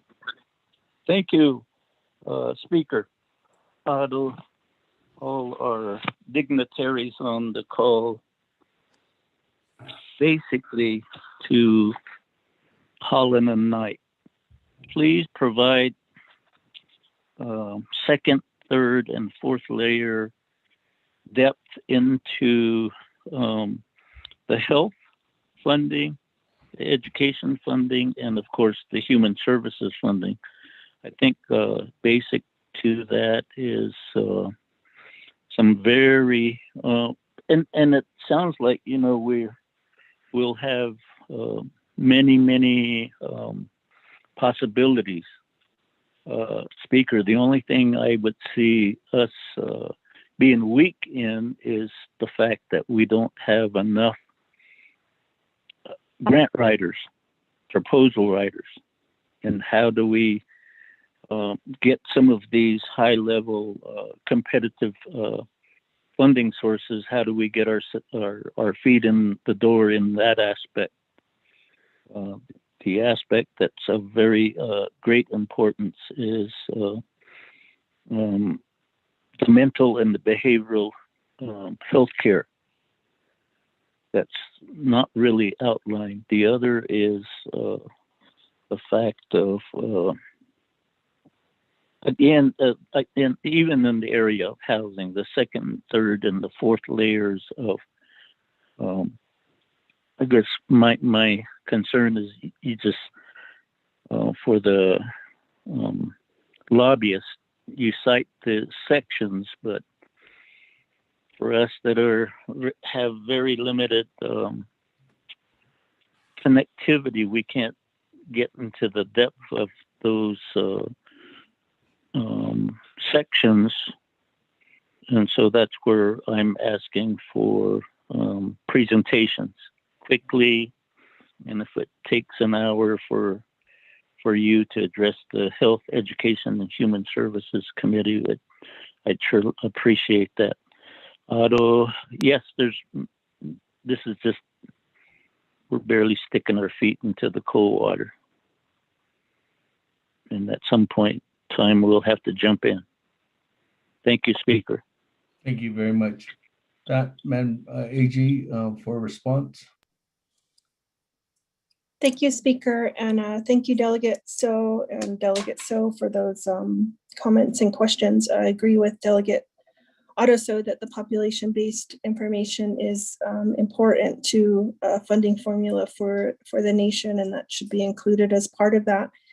And then, you know, acknowledging Delegate Daniel So's comments, we certainly, as I mentioned, will provide some more topical guidance. And I know that each of the committees that handles these large subject areas of topics, health, education, human services, for example, we can certainly work with Office of Legislative Counsel to provide some additional information that is more specific for the committees and can take a deeper dive into those particular issues. I think the overview for today is just intended as that, to give sort of a big picture, and then to get the folks who were working in those substantive areas a heads up of what's coming. There isn't, as Nicole mentioned, a whole lot of guidance yet from Treasury, or even you know, the notice of funding opportunities or the funding formula. You know, we're operating with a lot of unknowns right now, including how much the nation will ultimately receive in the tribal base, but also the amounts that will be, you know, there's some notices that we have to put in within a particular timeframes to be part of a funding allocation for particular funding opportunities. And then, as he mentioned, the grants applications that will be competitive. And I did note early on in the presentation that there is a need for grant writers. I wrote that down on my notes as well. And so we look for support from the leadership in allocating funds so that we can appropriately respond to all the variety of areas that are going to be at issue here. Thank you very much. And I just know that again, like Honorable Chairman Daniel So indicated, this is just the beginning, and we'll probably have future discussions with your team members and with Holland and Knight moving forward.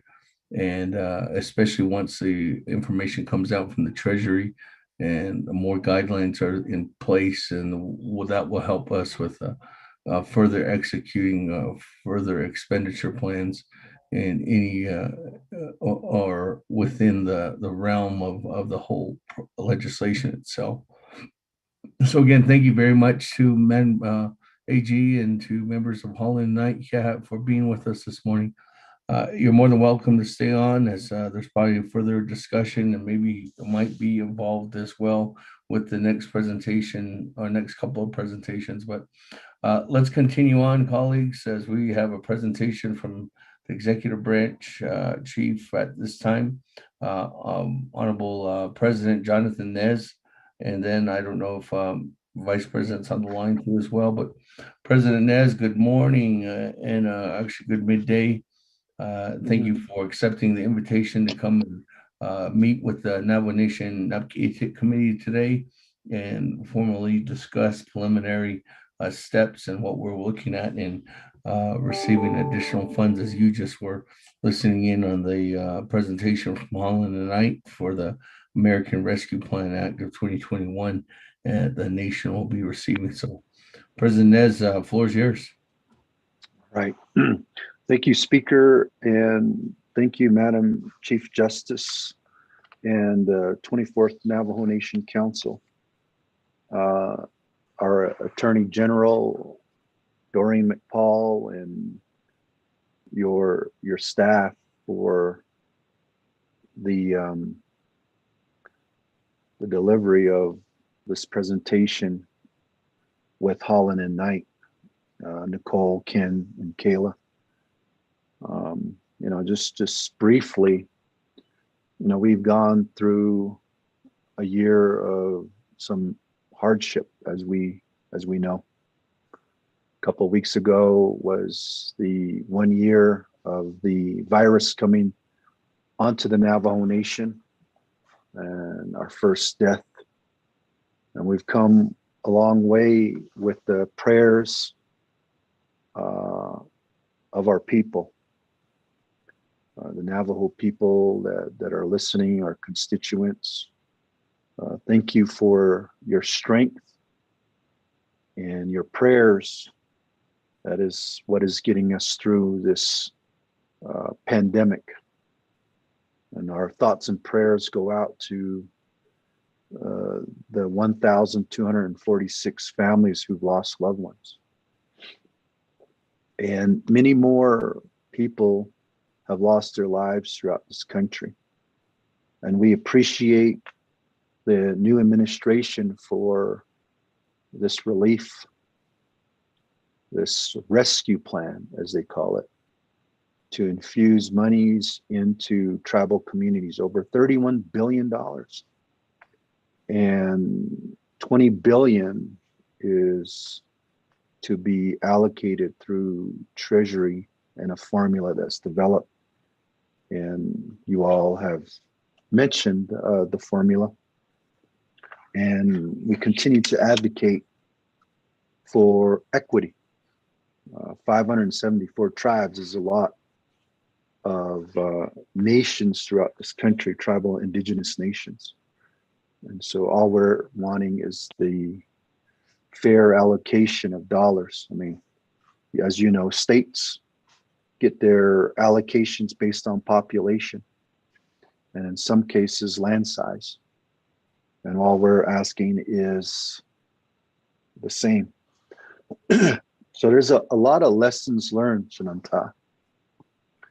Jadi nasnigi ko ahandi nasnia konde asa na kheko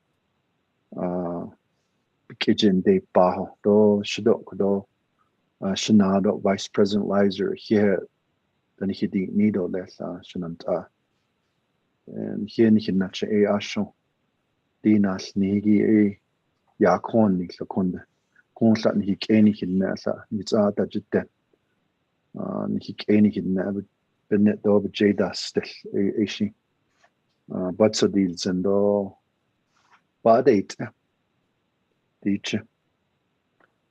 You know, I was reading the word 2 weekends now that the churches have reopened, and I was able to get back into the church and listen to some good old-fashioned preaching. And I was looking through some of the verses. There was one, Ecclesiastic 3:1, that really jumped out to me, and I wanted to share this with you to encourage you. There, in that verse, it says, "There is a time for everything and a season for every activity under the heavens." And as I was reading that, I thought about the leadership, and it's like, what am I going to say to the council members? This was yesterday. What am I going to say tomorrow? You know, we all were elected for this time. And that's the reason why we are here, because God put us in these positions. And we've gone through a lot through its pandemic. And now with an opportunity to improve the quality of life for our Navajo citizens through the CARES Act and now the American Rescue Plan Act funds. And I just want all of us to recognize that we are here at this very point in time for a reason, and we have a grand opportunity to work together in getting some of these permanent projects complete. You know, a lot of lessons learned from the CARES Act. We've learned a lot of the barriers, and I want to say thank you to all the division directors to being engaged in a lot of these meetings. We developed a white paper to submit to the feds on how to change regulations and policies, those roadblocks. Those of you delegates that have said, you know, we got to change these laws and policies. So we brought all those comments and put them into a white paper for this new administration to consider. And with these new funds, we want to make some permanent changes to those laws and regulations for the long haul, based on the lessons learned from the CARES Act and now going into the American Rescue Plan. So we sent out a letter this morning. You may have received it. Just a general letter pertaining to this discussion today. Much of what I said, we have been advocating for the formula. I know we're on the World Wide Web here, but sometimes the formula is not equitable in various federal agencies. And I'll give you an example. Transportation, right? We've been receiving the same Federal Highway Administration dollars for years now. And most of those dollars, all those dollars, go to BIA and Navajo Nation roads. While other regions throughout this country use those monies on state, county roads. And they get a little, and they use those mileage that they put down on their allocation. And so they get a little bit more. We do, as Delegate Otto So mentioned, and others, we are advocating on population. Now, when I say population, you know, back in the 2010 census, we utilized those numbers, which got us close to 350,000 people throughout the country that said that they are of Navajo descent.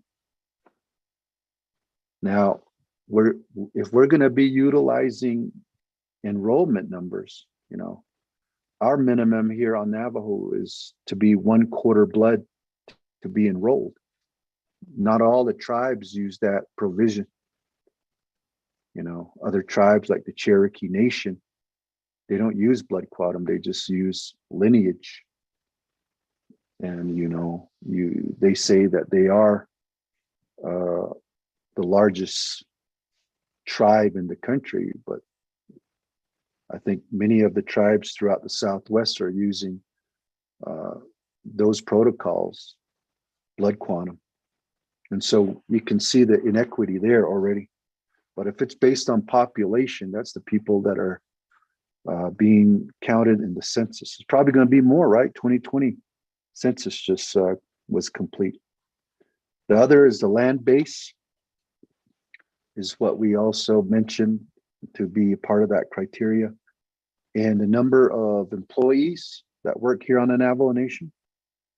And the other that is new is what we mention is the direct COVID-19 impacts measured by coronavirus infection, deaths, and other key factors. As we all know, we got hit hard. Some other tribes didn't get as hard hit. And what we're wanting to do with the funds here is to also begin to prepare ourselves for any future pandemic. That's what we will be planning on with the 24th Navajo Nation Council projects. And when it comes to projects, I understand there is a lot of projects out there. One focus may be on those projects that weren't completed within the CARES Act funds that ran out of time. Those are project ready, and they're sitting there ready to move forward. The other is leveraging our general fund dollars to get the most out of what we received in terms of infrastructure development. And I think we all recognize the need for more infrastructure. And, we've suggested it within the CARES Act, and we'll suggest again now that we get water lines constructed for our people, electricity, broadband telecommunication for our citizens out there. The American Rescue Plan, as was mentioned by Holland Knight, has many factors. There's some funds that are not going directly to the tribes. And one recommendation too is to create a team here on the Navajo Nation to help our citizens apply for funding outside the $20 billion, outside the $31+ billion. For instance, right now we have FEMA, where they're offering $7,000 to the families for burial assistance to get either paid back or utilized from now on.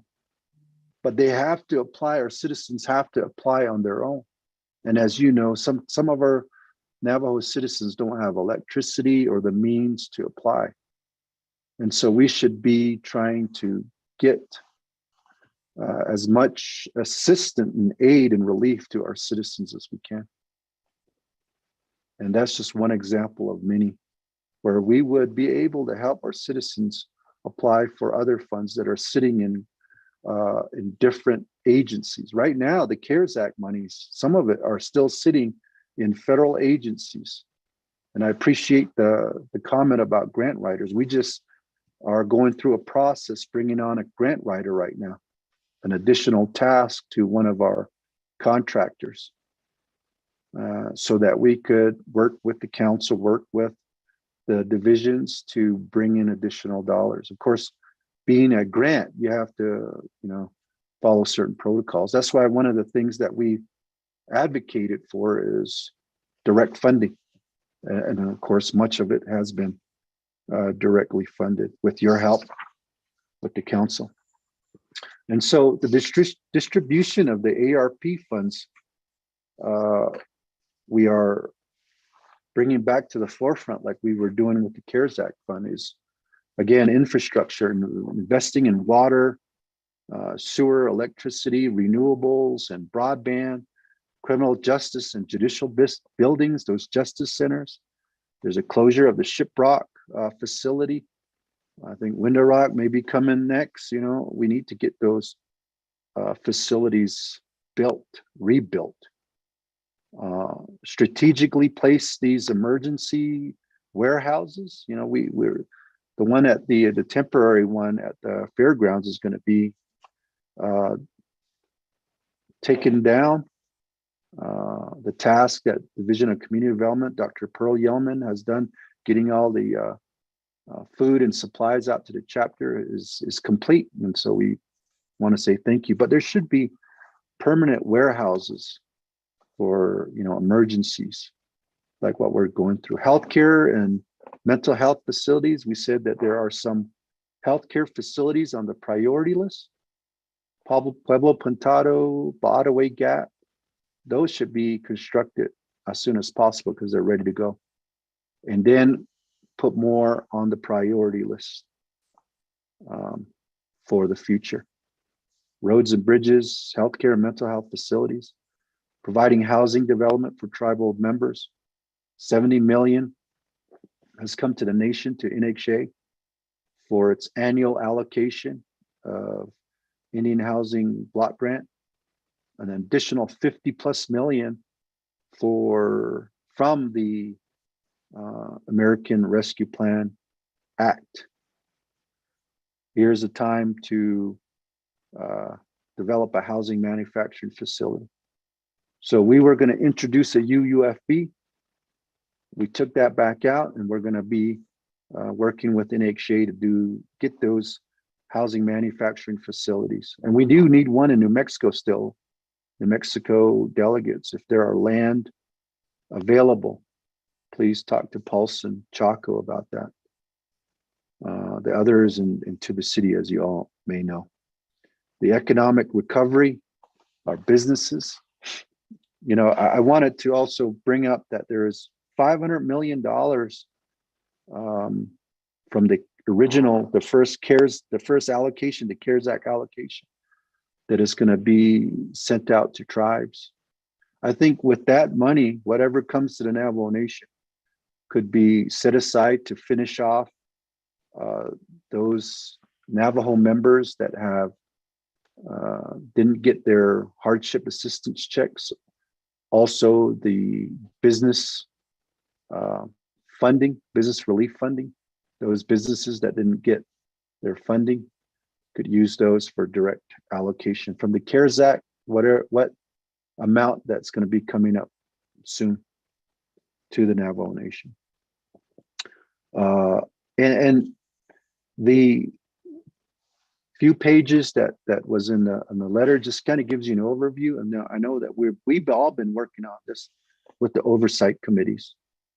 And to finish, providing economic recovery for the Navajo Nation is very important.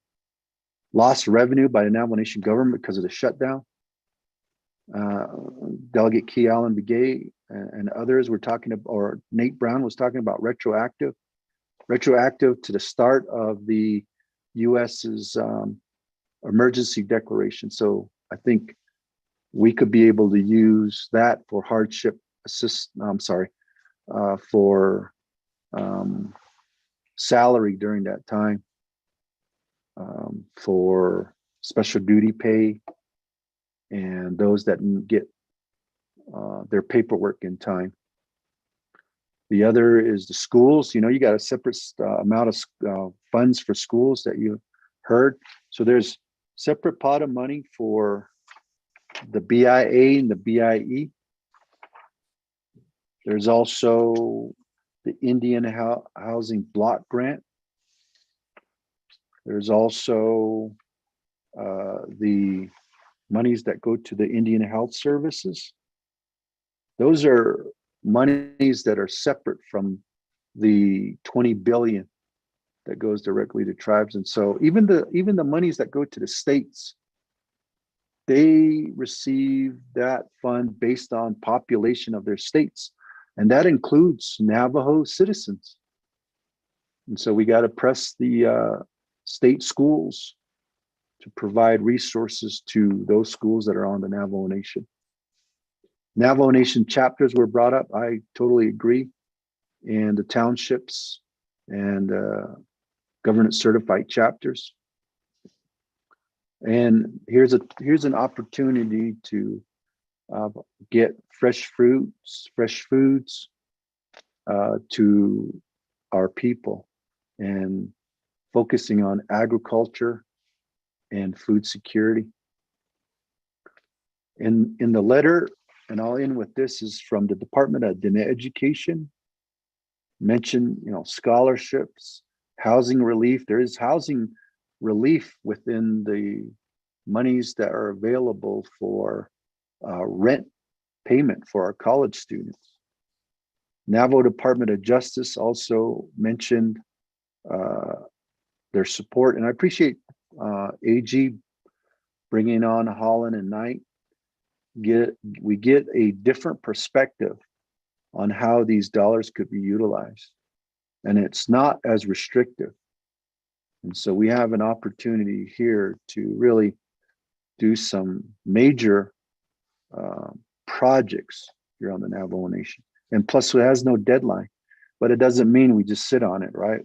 There should be a multi-year approach. And that's what NTOA and Water Resources, with the help of Paulson and Division of Community Development, are proposing for water and electricity projects. It's not all at once, it's multi-year approach. Navajo Department of Health, of course, this is a pandemic. There's a lot of needs there. Division of Community Development, burnout, bathroom addition, capital project, wastewater projects. Navajo Hopi Land Commission for the former Bennett Freeze area, HPL, NPL. Navajo Division of Social Services, you got that TANF money and other additional money for social services needs. Economic development, there's a pot of money there for businesses that is separate from what we're getting. And we should be able to help our businesses apply for those dollars. Division of Human Resources, Navajo Nation Veterans Administration, Division of Public Safety, I mentioned the facilities, Navajo Nation Environmental Protection Agency. And of course, there are more divisions, but these are the ones that were able to get us those priorities pursuant to the Nahat'ap plan that we developed 2 years ago. Is our plan, community and economic development plan, based on the input of the Navajo citizens. So we know the needs, you know the needs in our communities, and it's really time for all of us to come together once again and to develop a comprehensive plan to change our communities for the better. In terms of tribal consultations, those are occurring. We've been a part of those discussions, not just for the monies coming in, but even the memorandum that the President of the US has issued about how to better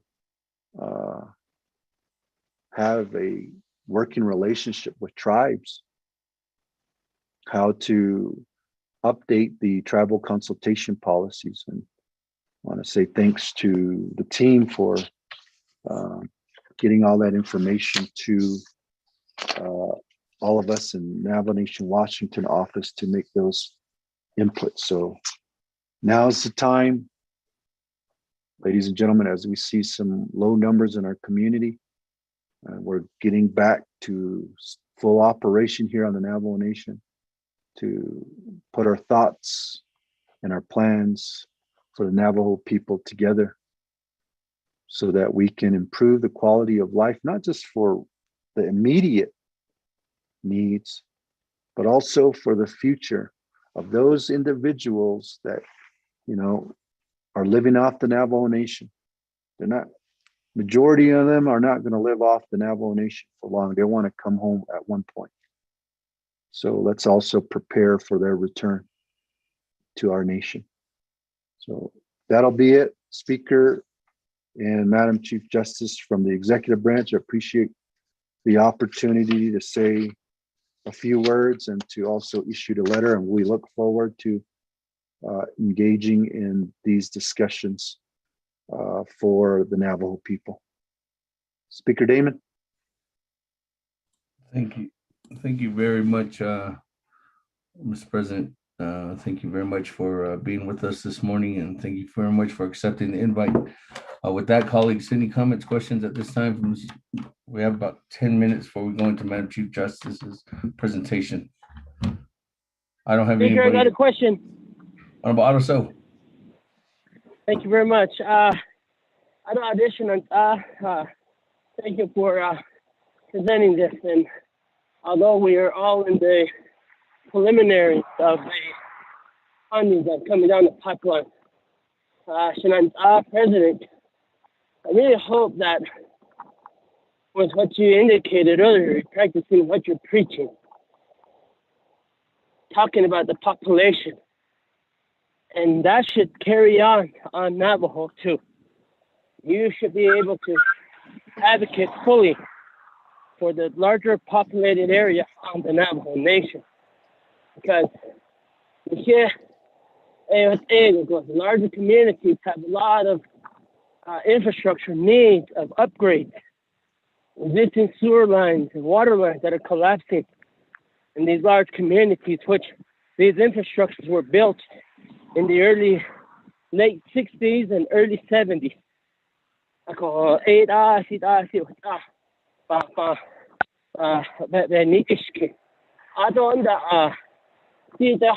Housing. We hope that we move forward on housing, even just purchasing some sort of modular building homes for our Navajo citizens.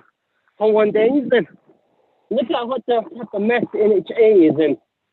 They haven't built one home yet.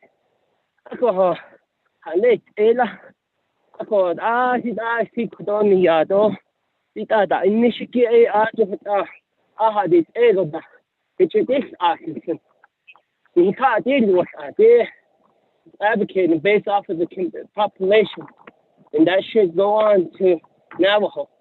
You should be advocating on that larger populated area on this nation.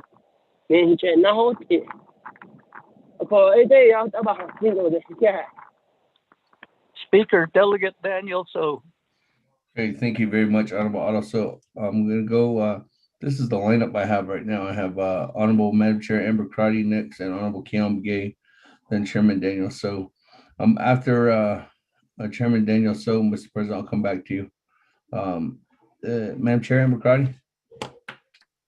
Remember, colleagues, just we have about 10 more minutes before we had to go into Madam Chief Justice's presentation. Thank you. Thank you, Speaker. I would ask at this time, President, as we talk about high-level discussions and not exactly clear on certain allocations, if you could give some insight in terms of the capacity of the executive departments. What is, they've had trouble just in terms of getting some of the projects off the ground. What are some innovative suggestions on how to partner with private Navajo businesses to provide some of these services, consulting, scaling up to meet the need of the nation? I know that the 2024 is a few years out, but what we've learned from the Sehasin plans and the Permanent Trust Fund is it is still a challenge here on Navajo to get projects off the ground. So I think in terms of some high-level discussion, that should be something that the council, working with the three branches, really look into. How do we invest in that opportunity? And I think in terms of the presentation, I'm also concerned that there was not specific allocation for public safety. They have been on the ground helping us with every initiative, whether it's distribution. And my concern is this could be the optimal time to not only scale up our public safety, but emergency communication. Thank you, President, and I look forward to future conversations. Thank you, Speaker. Thank you very much, Madam Chair. Let me move on down. Good afternoon, Shay. Honorable Navajo, the floor is yours. Speaker, Chairman, at Enana, Ado Kudo, Bishpas Anni Genigi, Ado Kudo, brother, Ado Honorable President, as Ado Vice President, and everyone else that's listening. Good morning or good afternoon. Earlier, while we're speaking, I'm sending out an email, a letter to Hollins and Knights. The one area, Johit Ala, the Nishoti Nido, Adohit Ala, the Nan Liniki, Pan Patati Kahakido, Pan Bayade Tiki, the chapter has on. I really want to focus on our chapters. Kodo, as you know, that 91 million, which almost half of it, a lot of these projects were ineligible that we don't need. A lot of my chapters, specifically for my chapters, or you base up its not but obviously they went into the hardship fund, which is okay. But the chapter has the key thing that I really want for us to, I guess, go back to Congress or to say in these policies, and I didn't participate in any of the consultation, but in the all tribes, and I believe that the majority of our Congress considers a tribe just like a normal metropolitan like Phoenix or Albuquerque government. The Ada could then hit net, Bele Holonigito, Bekeya Holoniki, Edikito Yego, Ban Si Kesa. A Kohalit Ado Kodo, that Sedikita, that Ahoita. Those are some people that were really, I believe, I'll continue to say that they were left out. The Yego Bakai Jada. And I believe that this time around, Kodo Palm agriculture, even farming activity, because within this plan with the 1.9 trillion, you know that Kodo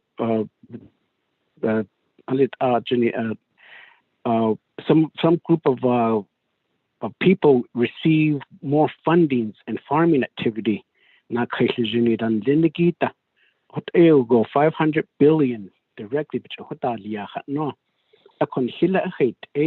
water lines important, power lines important, and so on. That's ongoing, yes. And I believe that we really should advocate for those directly to IHS and BIA for those particular funding. Directly is coming down to the Navajo Nation. I really want for us to focus because our CSC, the AMSPP, CHR, I mean, they were left out on getting any hazard pay. The chapter has on and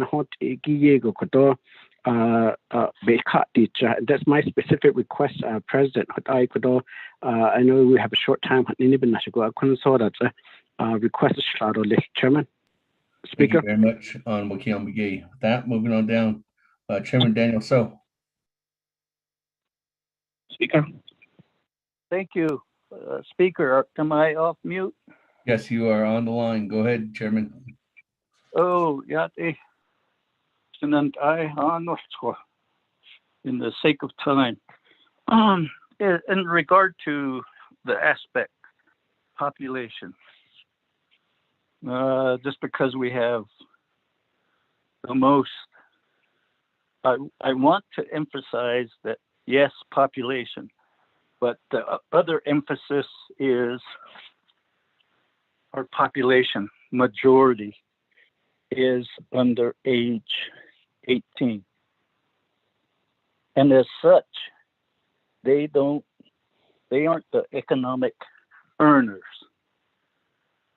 but they have a high need for water, a high need for power line and a high need for broadband, and the associated services, mental health,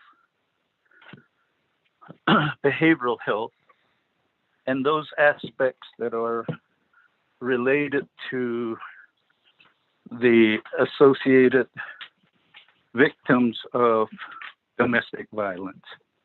So we have to look at those.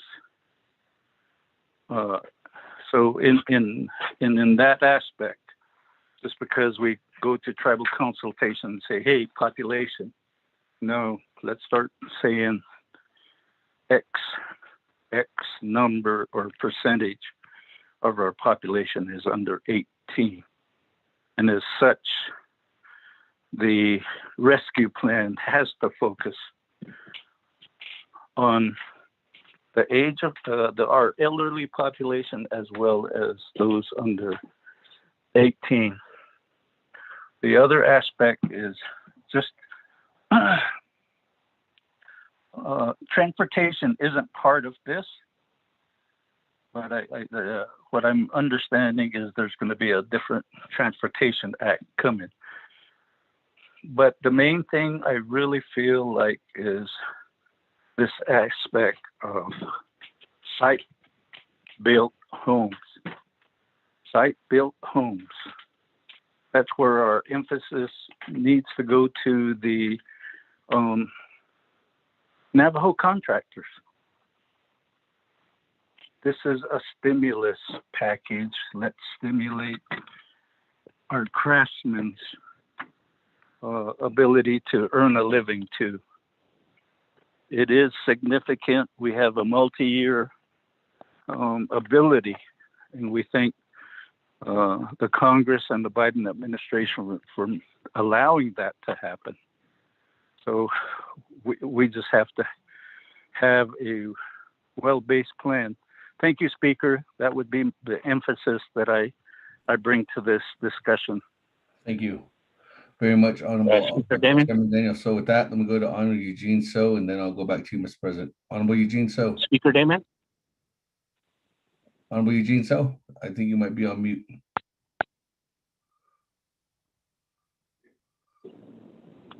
Speaker Damon. Hello? Okay, no, that's all. Oh, Speaker Yellow here too. Yeah, can you hear me now? Speaker 6. yes, Honorable Eugene So. Sheila, yeah. Hello, that Ashnet. That's not sorry, honest. Share. HK, you see, share. Edibini, not Yanshitilia. Because President Nez, Kainjigi, don't share. I don't kid, don't share. I don't represent Elijah Washington, Mr. Firm. I would like to ask a question. Not a question, just something that I'm observing for 68 years while on this Navajo Nation. I wanted to say this to the President of the United States, but I don't know when they're going to schedule me on with him. But what I observe is there's a lot of legislation out there, rules, etc., that all these languages has been defined by our firm. Regards to this act, there are a lot, I've always been saying, a lot are out of date. We live as a sovereign nation. We don't live as a sovereign nation with our own laws. We have a Arizona revised statute and the other 2 states and the Federal Code of Regulation 25 under that. Some of those are really back, way back in the days in the Ice Age when I was born. So that needs to be revisited and revised and start using how we are now today.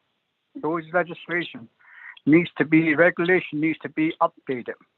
We don't live in the Ice Age anymore. So now we have to understand, our people from Washington needs to understand that the laws that's outside don't really work with the Navajo people on the Navajo Nation. and also has a big conflict with our own code, Title I. So sometimes it don't really work.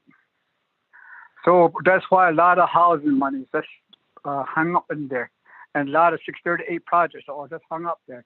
Those the wordings in the 638 project needs to be changed too. So in order for us to get more funding, that's the only thing I want to stress, Situation Speaker and presenters and the President and Vice President. Thank you. Thank you very much. Speaker. So with that, let me go back to colleagues. I know Speaker. there's numerous of you that are trying to ask questions at this time, but we are in a Speaker, limited real time frame. So I'm going to go back to President Jonathan Nez. President, I know that I'm going to get yelled at. Thank you. I know how you feel, Speaker. In facilitating a meeting.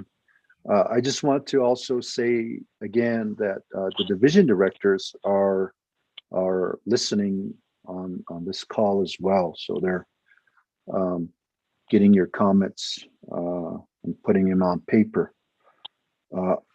Delegate Otoso, when we talk about large population, we're talking about the tribes and of course the communities here.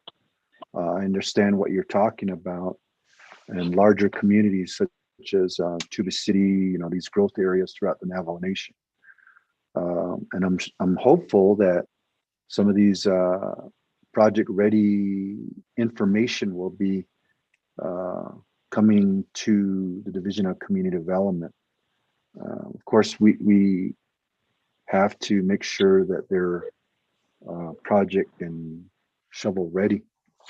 But since there's no deadline for some of these funds, we want to get some of these projects ready to go and ready to get constructed. So I look forward to working with Delegate So for the Tuba City community. Delegate Crotty, with what Holland Knight mentioned today, gives us a different perspective on these monies. Before Office of the Controller utilized the assistance of Baker Tilly, and this kind of gives you a different perspective on how these dollars get utilized. And I do agree too that we should put some money aside for administrative costs to help these divisions and programs with administering these dollars.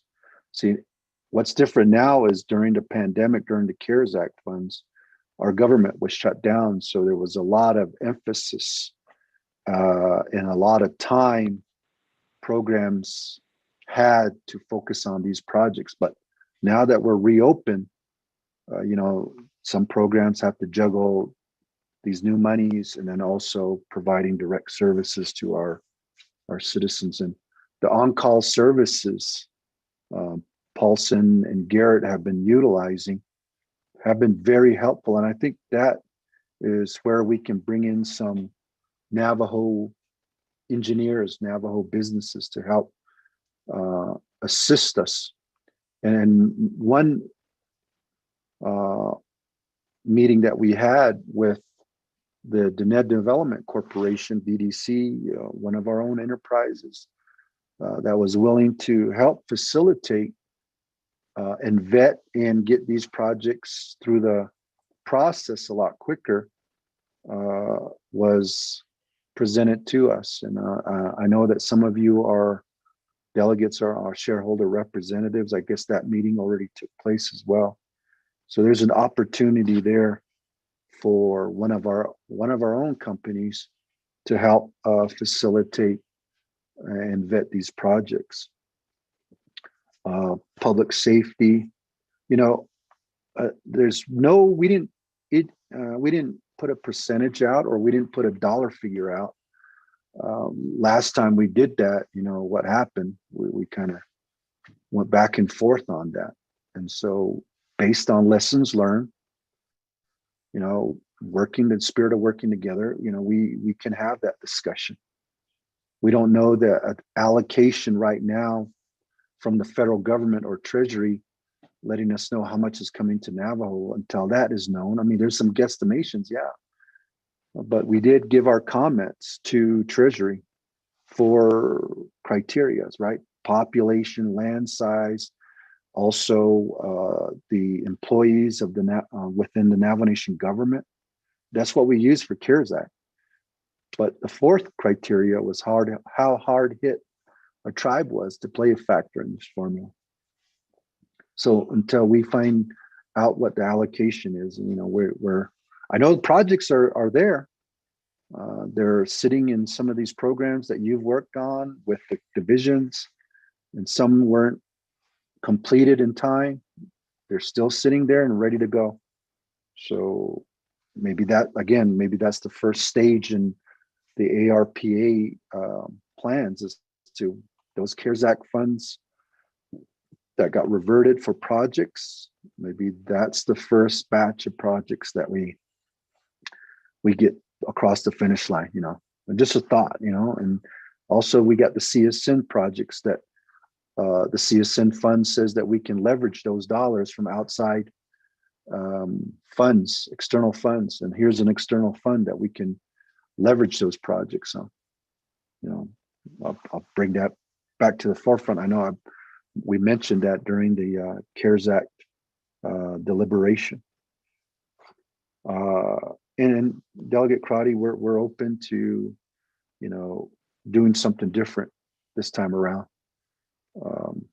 and getting these projects complete, because there's going to be a lot more projects here. Maybe it's time for us to establish that one-stop shop. Now's the time to do it with on-call services and our own Navajo businesses to help us get these projects done. Kiel and Begay, I agree with you, chapter. I know that Eastern Navajo Agency Council did pass a resolution to state that there should be some chapter official involvement. You know, that could be a possibility as well. And then the part about USDA dollars going to farmers and ranchers, you know, that money's out there, even with the CARES Act monies. Like I said before, we should be helping our ranchers too and our farmers too to help fill out these documents so that they can get funding.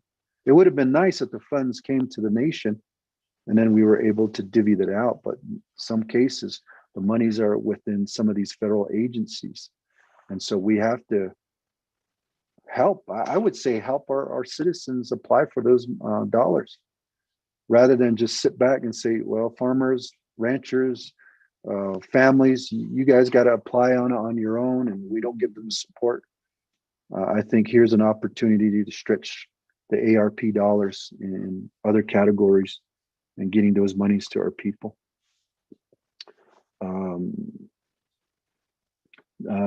Delegate So, Chairman So, I do agree. Under age of 18, there's a lot of census information that says the majority of our citizens are very young. The last I heard, it was 30 and below, half the population. That also plays a factor into the user population for Indian health services, especially when it comes to vaccination, right? When we tell people our vaccination rates, it's, if you don't know the younger age population numbers, it's kind of misleading when you tell the people that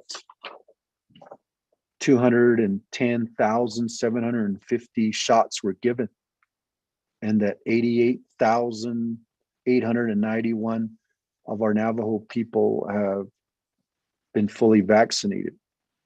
Those are just adult population, right? Because 18 and under, 16 and under, they're not counted in this. So if you look at this overall, you got about half of our adult population that have been vaccinated thus far. So I do agree, Chairman So, that we need to be accurate on the population. And that's what we've been advocating for on these tribal consultations. to use the population numbers, and maybe even go as far as to say census 2010,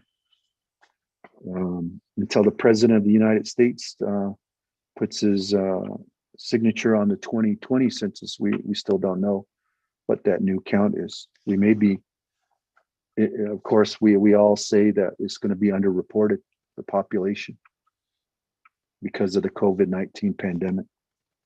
Last year's census we believe didn't get an accurate count because people were staying home as much as they can. They don't want any visitors. That plays a big factor into those numbers. Delegate Eugene So, like I was saying earlier, we are listening, and I'm sure there's going to be more of these meetings to where we begin to develop a timeline. 1 year, 2 year, 3 years is what I'm thinking. And then also the infrastructure. I think the priority for all of us here is infrastructure development. Then you got as Chairman So mentioned, you got the new monies that may be coming down the pipe for infrastructure. That's building roads, fixing these old bridges. And matter of fact, we're going to be sending Mr. Secretary Buttigieg our transportation white paper. And again, that's not our priorities, right? That's just laws and policies and regulations that we know that has been a hindrance to building roads and transportation projects, infrastructure projects here on the Navajo Nation. Federal changes to the environmental policy, right-of-way, and many others. So we'll be sharing that with you all. I think it's Garrett said it's coming up Friday, I believe, with the council as a work session. So thank you for that question, Eugene. So I believe the Vice President is on the call. Chairman Speaker Damon, he was on a veterans event in Shiprock earlier. And that's a veterans, Vietnam veterans event. And if I could ask Speaker if we could give him some time also to add on to the discussion. Thank you. Thank you, Chairman, our Honorable President Jonathan Nez. And thank you very much, Vice President Myron Lizer, for joining us. I don't mean to be disrespectful, Vice President Myron Lizer, but we are pushing into Madam Chief Justice's time right now. So if you make it brief, I appreciate that. You bet. Yeah, we'll do. I don't want to be redundant. I'm sure all of our leaders have spoken very eloquently. So today, I just want to acknowledge our Vietnam War era veterans. Today is National Vietnam War Veterans Day. So shout out to them, and we honor them this day. Many of them didn't return. Many of them have returned, and many of them are still struggling. So our prayers go out to them. And thank you, Mr. Speaker. Thank you, Mr. President, and all of those delegates on the call. Thank you. Real quick, just as this ARPA funding plays out, we stand to receive the largest funding package ever, in our history across the United States and America. And so it will be excellent if we use the majority of these funds to, put in the ground as infrastructure, to hang in the air as infrastructure for broadband, cell towers, all that and the like. Something I call the great catch-up, right? If this is Build Back Better, as it's been labeled, then let's exercise our God-given ability as a sovereign nation within the nation within a nation, right? That the Navajo Nation is. But in Indian country, we say we are sovereign. And so God is the only true sovereign. Our creator God, Dean God, is the only true sovereign. But we say also we rely on our resiliency. Resiliency requires personal responsibility. And so what will we do to sacrifice ourselves, our own agendas, and advance the quality of life here on the Navajo Nation to benefit our Navajo people. So I know you all are going to be working very hard. President and I and all of our cabinet members will be working pretty hard as we meet. Let's continue this spirit of collaboration and of unity. And again, keep our people at the forefront. And we appreciate you, Mr. Speaker, President, and also Madam Chief Justice Joanne Jane, and all those that are working very hard, very diligently, the law firm that's given this very fine and excellent presentation. So with that, Mr. Speaker, thank you for this time, and I appreciate it. And you all continue to be blessed on this fine day. Yeah. Oh, thank you very much, Mr. Vice President, and thank you very much, Mr. President, for being with us and staying on the line. With that, let's move on down to presentation by Madam Chief Justice Joanne Jane. Madam Chief Justice, are you on the line?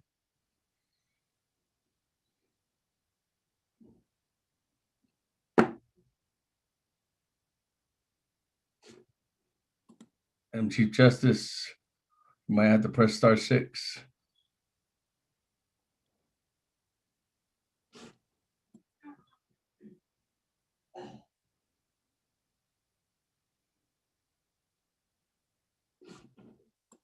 Ms. Karen Francis, are you on the line? Yes, Speaker, I am on the line. I know Chief Justice is also on the line. So I think she's having technical difficulties. Give me a few minutes to contact her. Thank you. Madam Chief Justice, are you there? She's off the line again. I don't see her on the line. I don't see her on the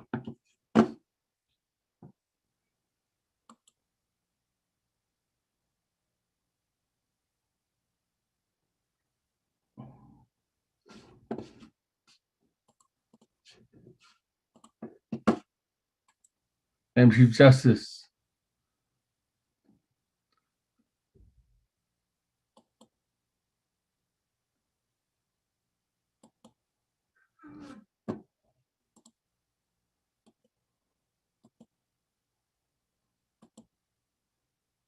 Madam Chief Justice.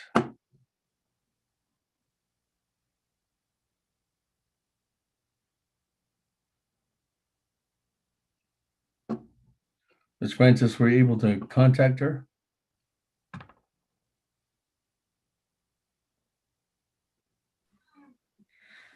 Speaker Damon, I am texting her right now, and she is on, is the message that I received back from her. So to press *6.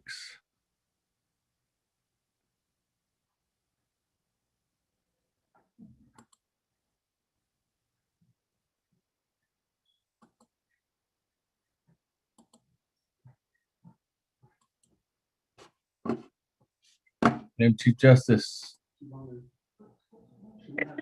Mr. Speaker, Yes, I hear you now. thank you very much. I apologize for that. I was trying to get in. I got bumped up one time. I apologize to everyone. Yate Abina, thank you very much. She Yacho and Jane and she. Tapahen Shle Ado Kenya Ani Ebashichin. Twadachini Edashe Ado Tapahen Estotasha. Good morning, ladies and gentlemen. My name is Joanne Jane. I'm the Chief Justice of the Navajo Nation. I am very grateful to be here on behalf of the judicial branch. Thank you for the opportunity to be involved in the decision-making for the Navajo Nation plan of the American Rescue Plan funds.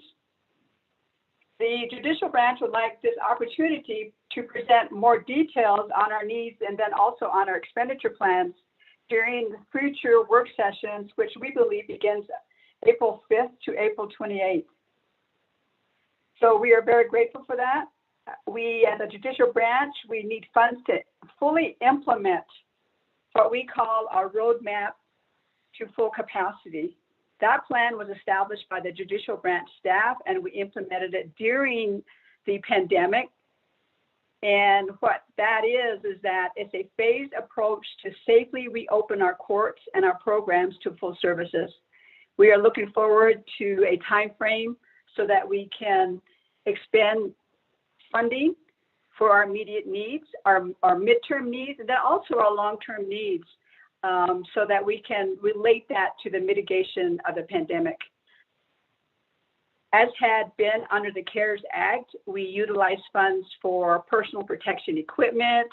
We also utilize funding for modification of court buildings. As we stated earlier before, the courts remained open for services throughout the pandemic. Certainly the buildings were closed. However, we still had to respond to filings of pleadings. We still had to respond to any hearings that might have had to take place in regards to emergencies, for example. And so we were open and we continue to be open. We have not opened our doors yet because we are in this roadmap to full capacity plan. And we are very grateful, as we all are, that we have the numbers that are down. And in God, we were very, very grateful. And then we're very grateful the frontline workers and all of our staff, all of our executive branch, the legislative branch, and then also thank you to all of our people that had worked through this whole process. So what the judicial branch is asking at this time is that we be involved in the process of the utilization of these funding. The judicial branch is a branch of the Navajo Nation government, and we're very grateful to be invited to participate. We're very grateful that we were invited to participate in today's work session. So I wanted to say again, thank you. When we first heard about the American Rescue Plan funding, we immediately assembled a team of staff that would be working on this. As we learned from the CARES Act funding, we saw that we didn't have to reinvent a whole lot of the processes that we had to do during the CARES funding. And so, with that backdrop, with that experience that we had with our staff and the experience that we had with the funding mechanism, and then also the the tedious processes that we had to go through. So with that, there is that learning experience that we had as a nation with the CARES funding. We would need solid support and guidance from the Office of Management and Budget, and then also Office of the Controllers, who were essentially assisting us, and they were essentially assisting the nation with the purchasing, the expenditures, and so forth. And we hope to continue the dialogue with Mr. President. Thank you for addressing us, and also Mr. Vice President Leiser, Speaker Damon, the 24th Navajo Nation Council, and then our Danette and our cousins and our relatives that are out there listening for the very first time. And we do understand that some may have just joined us in the last maybe hour or half hour. We've been in a work session since 10 o'clock. And so there are some of our Danette people and visitors that may not have heard all of our conversation. Essentially, looking at the ARP, which we call it now, the ARP, the judicial branch is very, very interested in being involved, as I stated earlier, in being a part of the planning, the process, to the extent possible by our staff. I wanted to make note that I looked at the act, and there are sections. There is that section for allocation to tribes. But as the speakers before me already stated, there are other sections that the Navajo Nation would be eligible to apply for if I'm hearing what I heard earlier today. For example, as stated earlier, mental health services. There are block grants for community mental health services. There are block grants for prevention and treatment for substance abuse. And also there are sections for assistance to older Americans and their families. And in regards to some of the services for mental health, for treatment of substance abuse, and so forth, those services have been provided by the judicial branch. They have been provided through peacemaking program and also under probation and parole, which are under the judicial branch. So we're very grateful that we can have a seat at the table so that we can come together as a nation, that we can come together so that we can develop a comprehensive plan utilizing all of the data and all of the experience that we learned earlier, and then also all the experiences of everyone through your recent work with legislation, your recent work with funding, your recent work with the communities, the chapters, and so forth. So this is a time that the Navajo Nation can come together, and we have come together. We did come together during the CARES Act funding, and so it is a blessing that we have before us. Another section in the ARP is very important, and there was a mention earlier from our speaker that veterans, there are specific set aside for veterans for their medical and healthcare needs. And so I see that we had veterans that were the sole and also the recipients of court services in the past. And so veterans have received services through the judicial branch also, so that there's this anticipation that we would continue that or rejuvenate those efforts also. So that's what I wanted to say at this time. I do know that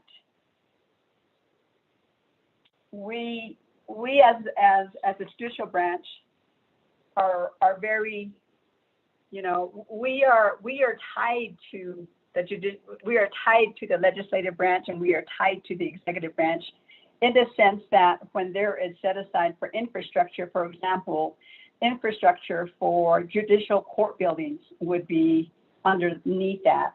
And so providing housing development and so forth, we're not disconnected, even though we're the judicial branch. We're not disconnected from our people, because it is our people that have water needs, that have housing needs, that have food needs, that have all of these needs. They are, and some of them are the very same people that utilize the judicial system if they need to utilize that. And so we're not separated, we're all one as a nation. And that is what I would like to lead for our leaders that are on the line and those that are not on the line today. And we have a lot of community leaders also. They're helping us too. We have a lot of leaders that are in their respective roles, whether they're on farm boards, whether they're on different boards all over. And so it is a blessing that we can all come together. We have more time to utilize these funding. And also because there was such a need, as you all know, there was such a need at the very beginning of the pandemic, and that need is still here, and that need is imminent. So that need did not go away. It's just a different kind of need, but it didn't go away. And so time is of the essence still. Time is of the essence. And so thank you very much, Mr. Speaker, for inviting myself to be in on this work session. Thank you. To everyone, thank you, Mr. Speaker.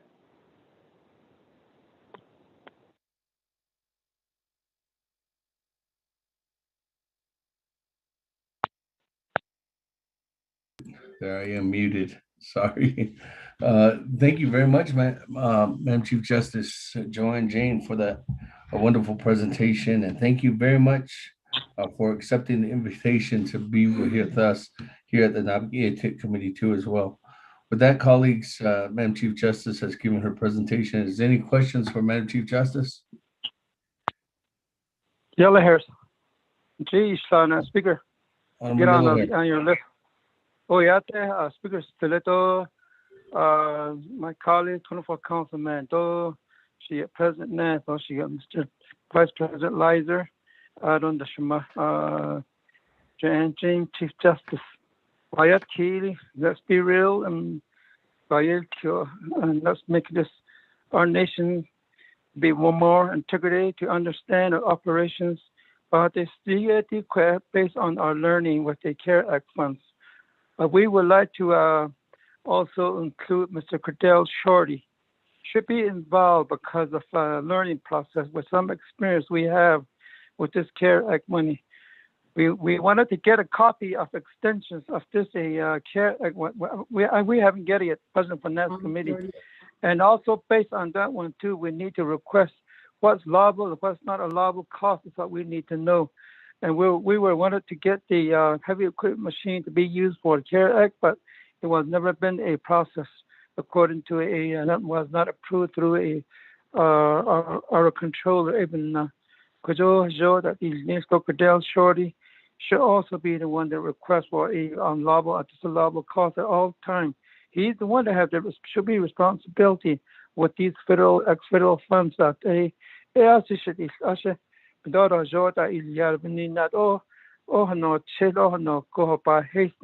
we just put all the money in hardship. So last meeting, this money is also the same.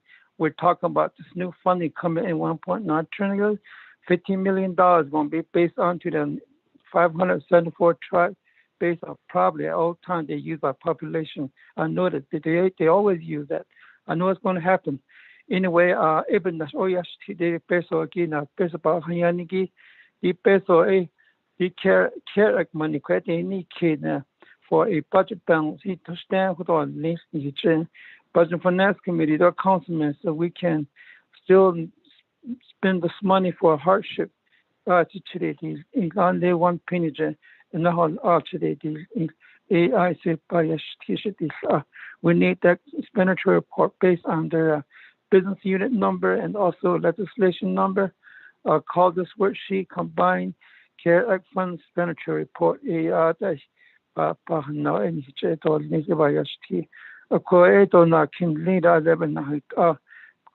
didn't know that these years we're going to get lots of money, probably about maybe 12 billion. That's in the Navajo Nation. So water act like they call it a mini mill water line project out of another one, a Sleepy Mountain water line project. A peso IC based on the name is in Argentine Bagaja. Aron that should be between Heart 8031. 80 IC based on names and the Nepal. We're involved with a relocations and NPL, Navajo Hopi land, petition land.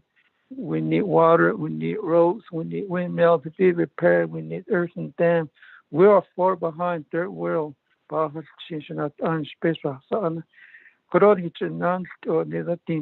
is never came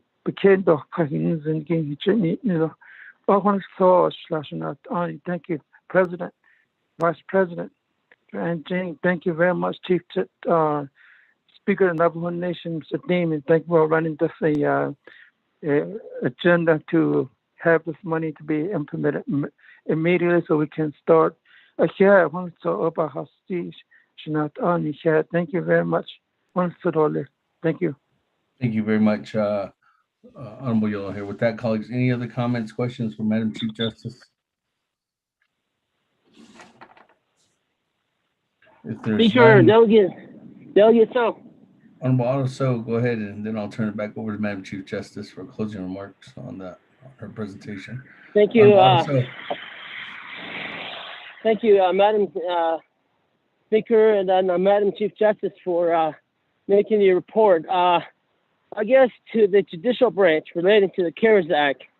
One is that the community development of the facilities, such as the Shiprock District and the Kayenta or the Winter Rock District, those tie in to construction of our public safety facilities. And I really hope that you are part of those discussions on those facilities, because this is the time that we may be able to utilize these dollars to construct those two facilities. And as the court is attached to the structure there, you know, to make sure that that is one of your priorities. The other is to how can you improve the current process with these new dollars that are coming down the pipeline. And those are just some of my concerns, is that we get you to get these dollars where they're really needed to be put into, so that, you know, the services that you're providing from the judicial branch are you know, they have funds. You know, like now, you know, I don't know how true it is, but at one meeting we're told that the process servers payments are being processed and they're paid. And then we get another thing saying that the process people that were supposed to serve court documents during the pandemic are still not being paid. So how do you eliminate that discrepancy? And Madam Chief Justice, you're the chief of that branch. You know, what if we didn't pay you and say, oh, it's a contract issue, you got to wait another six months? You know, put yourself in those individuals' feet that shoes that are not being paid. How can you improve those things? So things like that, things like what happened during the CARES Act will not happen. The other is the other modular buildings that is needed. And what I'm getting to is where, you know, could you start looking at outside contractors, third party, outside meaning whether it's Navajo or non-Navajo, so that, you know, these procurements of these structures, these buildings could be made so that there's space within our court on the Navajo Nation throughout the whole judicial district, such as, you know, Pencado, and, you know, is Pencado even operating East Babbage? Now, how can we get that office running? You know, things like that. How can we get these dollars to where it's really needed? I don't. Yeah. Thank you. Thank you very much, Armando. So with that, let me go back to you, Madam Chief Justice, for closing remarks, and if you want to respond to comments as well. Madam Chief. Thank you, Mr. Speaker. Can you hear me? Yes, again. Oh, okay, thank you. Thank you very much. Thank you. Delegate Yellow Hair, thank you very much for your comments. And certainly we have learned from the experience that we went through in the last year in regards to the CARES funding. Certainly a question that you have has we've asked that within the judicial branch also. You know, what is the balance? What is the budget balance? You know, what is the final report? You know, where is it that we had a lot of challenges? Where is it that the nation had a lot of challenges? Because we have been on top of that. And so we do agree with that. We do agree that there needs to be a assessment of the process, the assessment of how we were able to spend the money and the challenges that occurred that allowed us not to spend it. And so we worried about that. We were very concerned about the process. So certainly we, you know, fund management plan, as you mentioned, are very, very important. It tells you the process that one is to use, the evaluation that is to occur at the end of that process. So yeah, thank you very much. And we do agree with you. We agree that that there is that need to look at the experience that we went through also. Yeah, thank you for that comment, Delegate Yellowhair. And then thank you also, Delegate Otoso. Yeah, thank you very much for your comments in regards to the facilities, public facilities, the public safety facilities.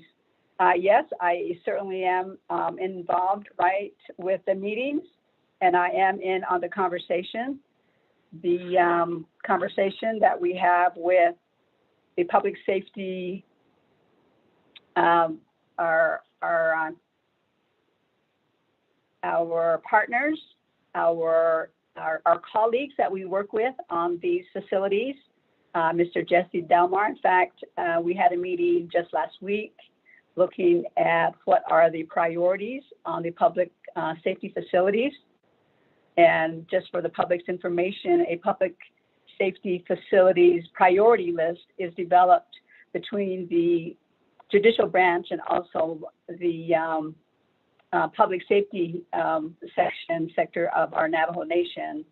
And we develop that every 2 years, and those are presented to the Law and Order Committee of the Navajo Nation, who makes the approval for that. So yes, Mr. Otoso, yes, I am involved in that conversation. In regards to the process servers,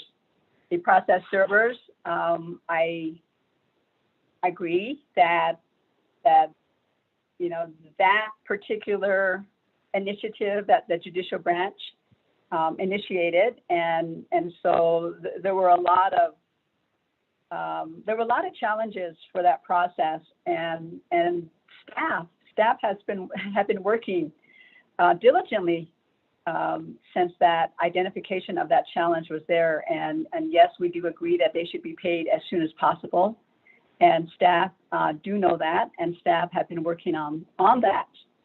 So I wanted to thank you also for participating in that, as are the members of the Law and Order Committee.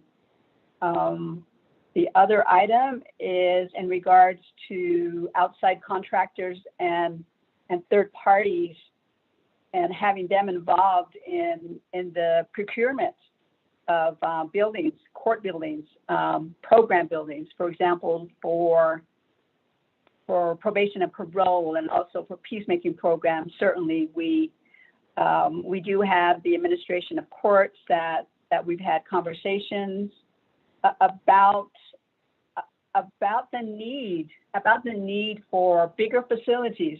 So I have been in conversation with that for the time I have been here, and looking at, you know, what are the processes, and one of the biggest issues that we've had is funding, and so certainly, you know, the opportunity within the ARP might be there, and so we are very happy to be at the table to, you know, present that. And we would like to present that again, as I stated, between there are work sessions that are upcoming between April 5th.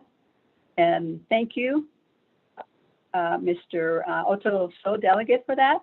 We are in the process, and Law and Order Committee is our oversight committee, and we are very grateful to the Law and Order Committee to assist us also, and giving us ideas and helping us along through this process. And we also thank the Law and Order Committee for a lot of the initiatives that the committee has forwarded. In fact, one of the big ones, I'd like to say that Mr. Otoso delegate is the one that carried the funding for the Window Rock District Court building.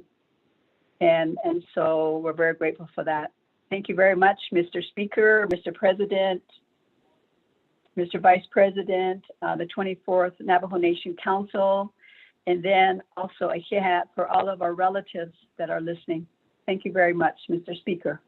Thank you very much, Madam Chief Justice, and thank you very much for you and your team members for being on the line. As we move on, colleagues, there's a presentation from the legislative branch. As you No, I'll just speak briefly as the time now is 1:10 p.m.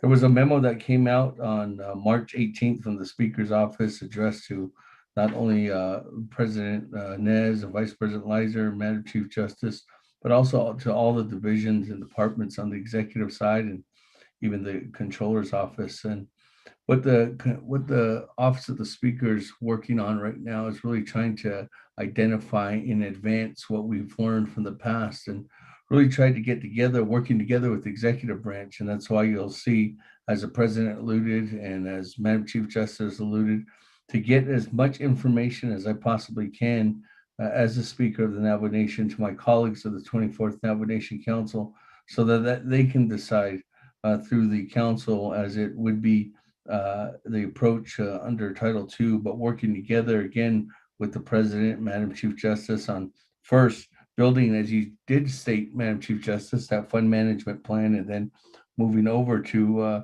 finalizing an expenditure plan. And you'll see that these different dates that we have in that memo have identified about working together on that. But in that meantime, before we even get there, as Madam Chair Amber Crotty indicated, the most important thing right now, I think, is really try to help assist the Treasury in coming up with a formula that maintains a responsibility to count every single Navajo on the nation. As you know, that was left out. I think a majority, even though that we might say that all our Navajos might have been included, but they're going off the HUD formula, and the HUD formula only maintains the Navajos that live on the Navajo Nation. We need to make sure that all our Navajos are included across all across the world. You're included in this, and we need to make sure that those numbers are relevantly counted. And second of all, at least we need to make sure that our satellites are counted too as well. Even just our community down south, Rama, they were ineligible to get any funds from this CARES funds, and they were probably not even included in the numbers just for the fact that they're under a different region. But still the same, we need to make sure communities like Rama are included as well. And I think the opportunity that you'll see in developing that plan and moving forward, not only with the recommendations from the Controller's office, but from the Washington, D.C. office and recommendations that are coming from the Department of Justice, you'll see that plan unveiling itself and really trying to get into these tribal consultations. So again, I think everybody from the nation, representing the nation, putting forth that effort in that whole regards of trying to count every Navajo and trying to make sure that all our enterprises are included. And not only that, our enterprises, but our small businesses too as well. I think that's the key factor that's coming aboard, is that what we'll see is that from April 5th, moving all the way down through the whole month of April. I mean, well, I invite, as I stated before, Paulson, I invite the president now on record that the presentation and the memo that was dated March 16th for the different kind of days, those are subject to change, and that subject to change is maintained for us to work together. And Madam Chief Justice, if you want another whole day for yourself, for your branch, that's what I look forward to, putting in those timeframes for you to go ahead and do that. Paulson, Chief of Staff, Vice President, or President Nez, if there's any recommendations, let's put that together and let's build these work sessions together so that we're all on one page. I know that the overall goal of the last CARES Act, as indicated, was working towards stopping the pandemic, and this time around with the American Rescue Plan, I think you'll continue to try to stop, but it's more of an understanding and a base too, as well as that we need to thrive on our different areas, whether that be housing that was left out of the last act, or transportation, which is huge in order for us to really get those initiatives going. But at the base level, I think this is a once in a lifetime, as Holland and Knight extended their initiatives. There was that one of the biggest things that allowed this time is that economic development projects. If we have a gap of $40 million that we have stopped receiving from the closure of NGS, right now is the opportunity to dust off some of those economic development proposals, not only at the government level, but also at the small business level. I've learned in the past couple years that was some of the big reasons why that a lot of our small businesses don't have that opportunity to get our contracts for our dollars to stay on Navajo is one thing is that they don't have the bonding capability to get that insurance. And I think that's something where we could work together with our Division of Economic Development or organizations like the Dene Chamber of Commerce and really try to hit off some of these inroads to help assist our small businesses that really want to thrive on the nation and really want to move forward. But the goal, I think, at the end of the day is to really know what Honorable Nathaniel Brown indicated in his very first opening statement, which dollars are eligible for reimbursement. And I think that's something that collectively we can look at as we could possibly say there could be our whole general funds for 2020 could be reimbursed. And if we did that, that could create our path road towards a 2-year budget. And with moving forward with all the UUFB legislations that were passed since the beginning of the pandemic, those items could be reimbursed and we could utilize that, and that eventually funnel down to the UUFB so we have less restrictions in utilizing those dollars for other resources as well. But these work sessions bring out these ideas, and that's the reason why I invite everyone to these work sessions. Everyone on the line, not only the leaders and my colleagues on the floor, but it's coming from your expertise level too, to the division directors, to the staffers, to our outside entities, to our enterprises, everybody that's on this line right now. We have almost 180 people on this call right now.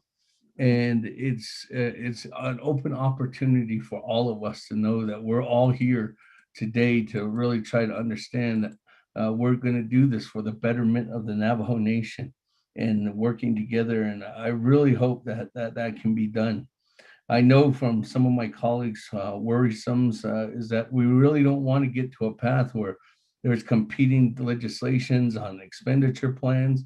Let's work towards that, Mr. President. And I have no problem doing that with yourself and Vice President and working together with Chief Justice. And I think it's an opportunity for us to really lay down the groundwork in the beginning so that at the end, we're not trying to finalize and funnel different opportunities that were misled or misapproached or were misguided to not only the executive side or the legislative side or even to the judicial side. I think the opportunity is here. That's the reason why, but we haven't got anything mandated from the Treasury, we have had the mandate internally. And the last thing I have to say before I can close out is that we all know the struggles about our internal process. We all know the struggles about working together, about our right-of-ways, about the 164. That's the reason why the whole last week of April after the Navajo Nation Council session will be, how can we work together, Mr. President?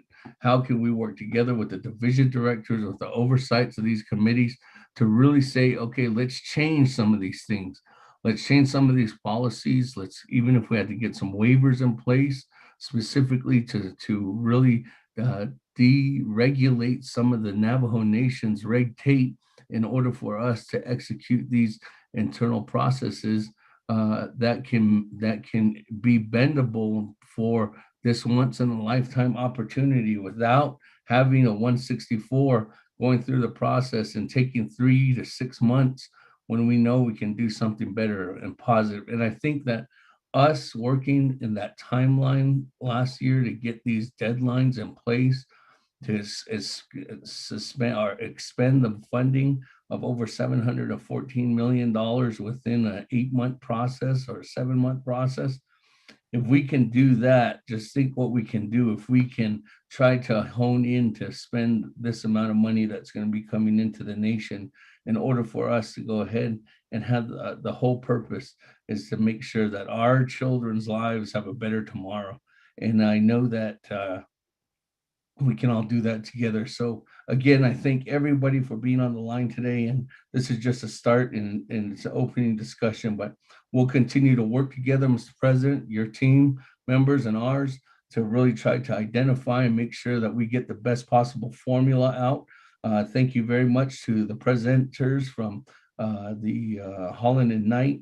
Madam Chief, our Attorney General, thank you very much. Thank you very much, Mr. President, Vice President, to my colleagues of the 24th Navajo Nation Council, thank you very much. And I look forward to future discussions, especially now, starting next Monday, on what we can do through the whole month of April and continuing that effort on into May and through the summer, and try to get an expenditure plan that's really mandated, that doesn't just use what we're getting, but like the president indicated, there's other resources out there. There's grants, there's external funds from the state, there's external funds from different federal agencies that can do a matching programs to really emulate not a $1.8 billion stimulus, but just think with all the matching funds out there, we can make this a $3 to $4 billion effort at the end of the day, if we really try to focus in and get as much opportunities that the nation has. And we're here. We're here to do that with the leadership, not only the Speaker's office, but I believe in my colleagues on the 24th Navajo Nation Council to make sure that we can go ahead and get that done for our people. So again, I thank everybody on the line today. Thank you very much for being a part of this discussion. And if there's any comments, questions, colleagues, we have, well, right now, it just seems like 1 o'clock. I know the president had to leave at 1. I'm not too sure if he's still on the line. I know we have to close this out, but again, thank you very much, colleagues, and I really appreciate everybody being on the line again today. Yeah. I know, Vice President, did you have a closing remark? President Nez. All right. Thank you again, Mr. Speaker. Yes. Just thank you and prayers for everybody. All right. Mr. President.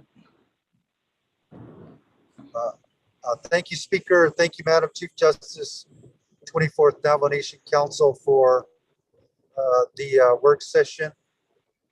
We are well on our way to receive the funds from Treasury. Those tribal consultations have been completed.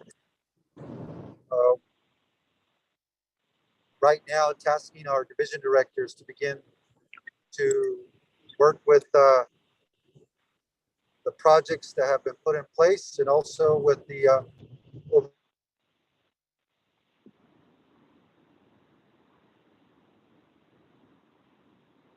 Mr. President, you're breaking up. That, Madam Chief Justice, anything else to add?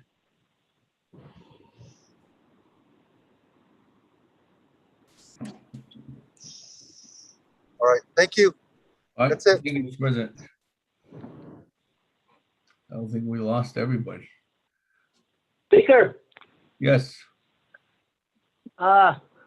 You know, we have a funding formula or a expenditure plan with the CARES Act. Can we just amend that and add in the American Rescue Plan in there and utilize that same expenditure so that we can we don't have to go back and start back all over? Thank you. That's the ongoing discussion as right now is in the Treasury, and that's the reason why we've added in different remarks on those tribal consultations on water, so to make sure that some of these amendments to the current formula is amendable. But again, at the end of the day, they're only taking recommendations, and it's up to the Treasury to decide on water. So, Speaker, I don't mean the formula at the federal. When the dollars hit the bank account of the Navajo Nation, that's what I'm speaking to. I am this our policy. That's what I'm talking about, the Navajo Nation. Thank you. Oh yeah, we can amend those at any point, and that's the reason why we're having these work sessions to see where those funds will go on water. So, thank you. All right. That, colleagues, we are at the end of the work session. Thank you very much. Oh, Thank you very Speaker. much for being on the line, and I know that the other branch chiefs had to go, so I appreciate it, colleagues, for being on the line today. We do Speaker, have let me just say next a week few on words. This is Delegate Yellow 5th. here. April 5th is our first to the division directors. As you can see, April 5th, we'll have water and power infrastructure. That is Division of Natural Resources, and then all the power line companies that are supporting the Navajo Nation, including the enterprise of NTUA and Water Management Branch. So again, thank you very much. That'll be the first one next Monday. Speaker, this is Delegate Yellow here. Yes, Honorable Yellow Hair. Speaker, thank you very much for being with us so far at this time. I would like, while my brother's on the line, Mr. Honorable Autoso, you also need to be put your chain judicial complex that's also in need as the number one. You know about all that the crimes going on. It's all about this thing. So opinion veteran wellness center too. $8,000. Thank you, Speaker. Okay. Chair, also, God bless each one of you. Chair. Speaker. Okay, thank you. Thank you very much. Have a good day, everyone.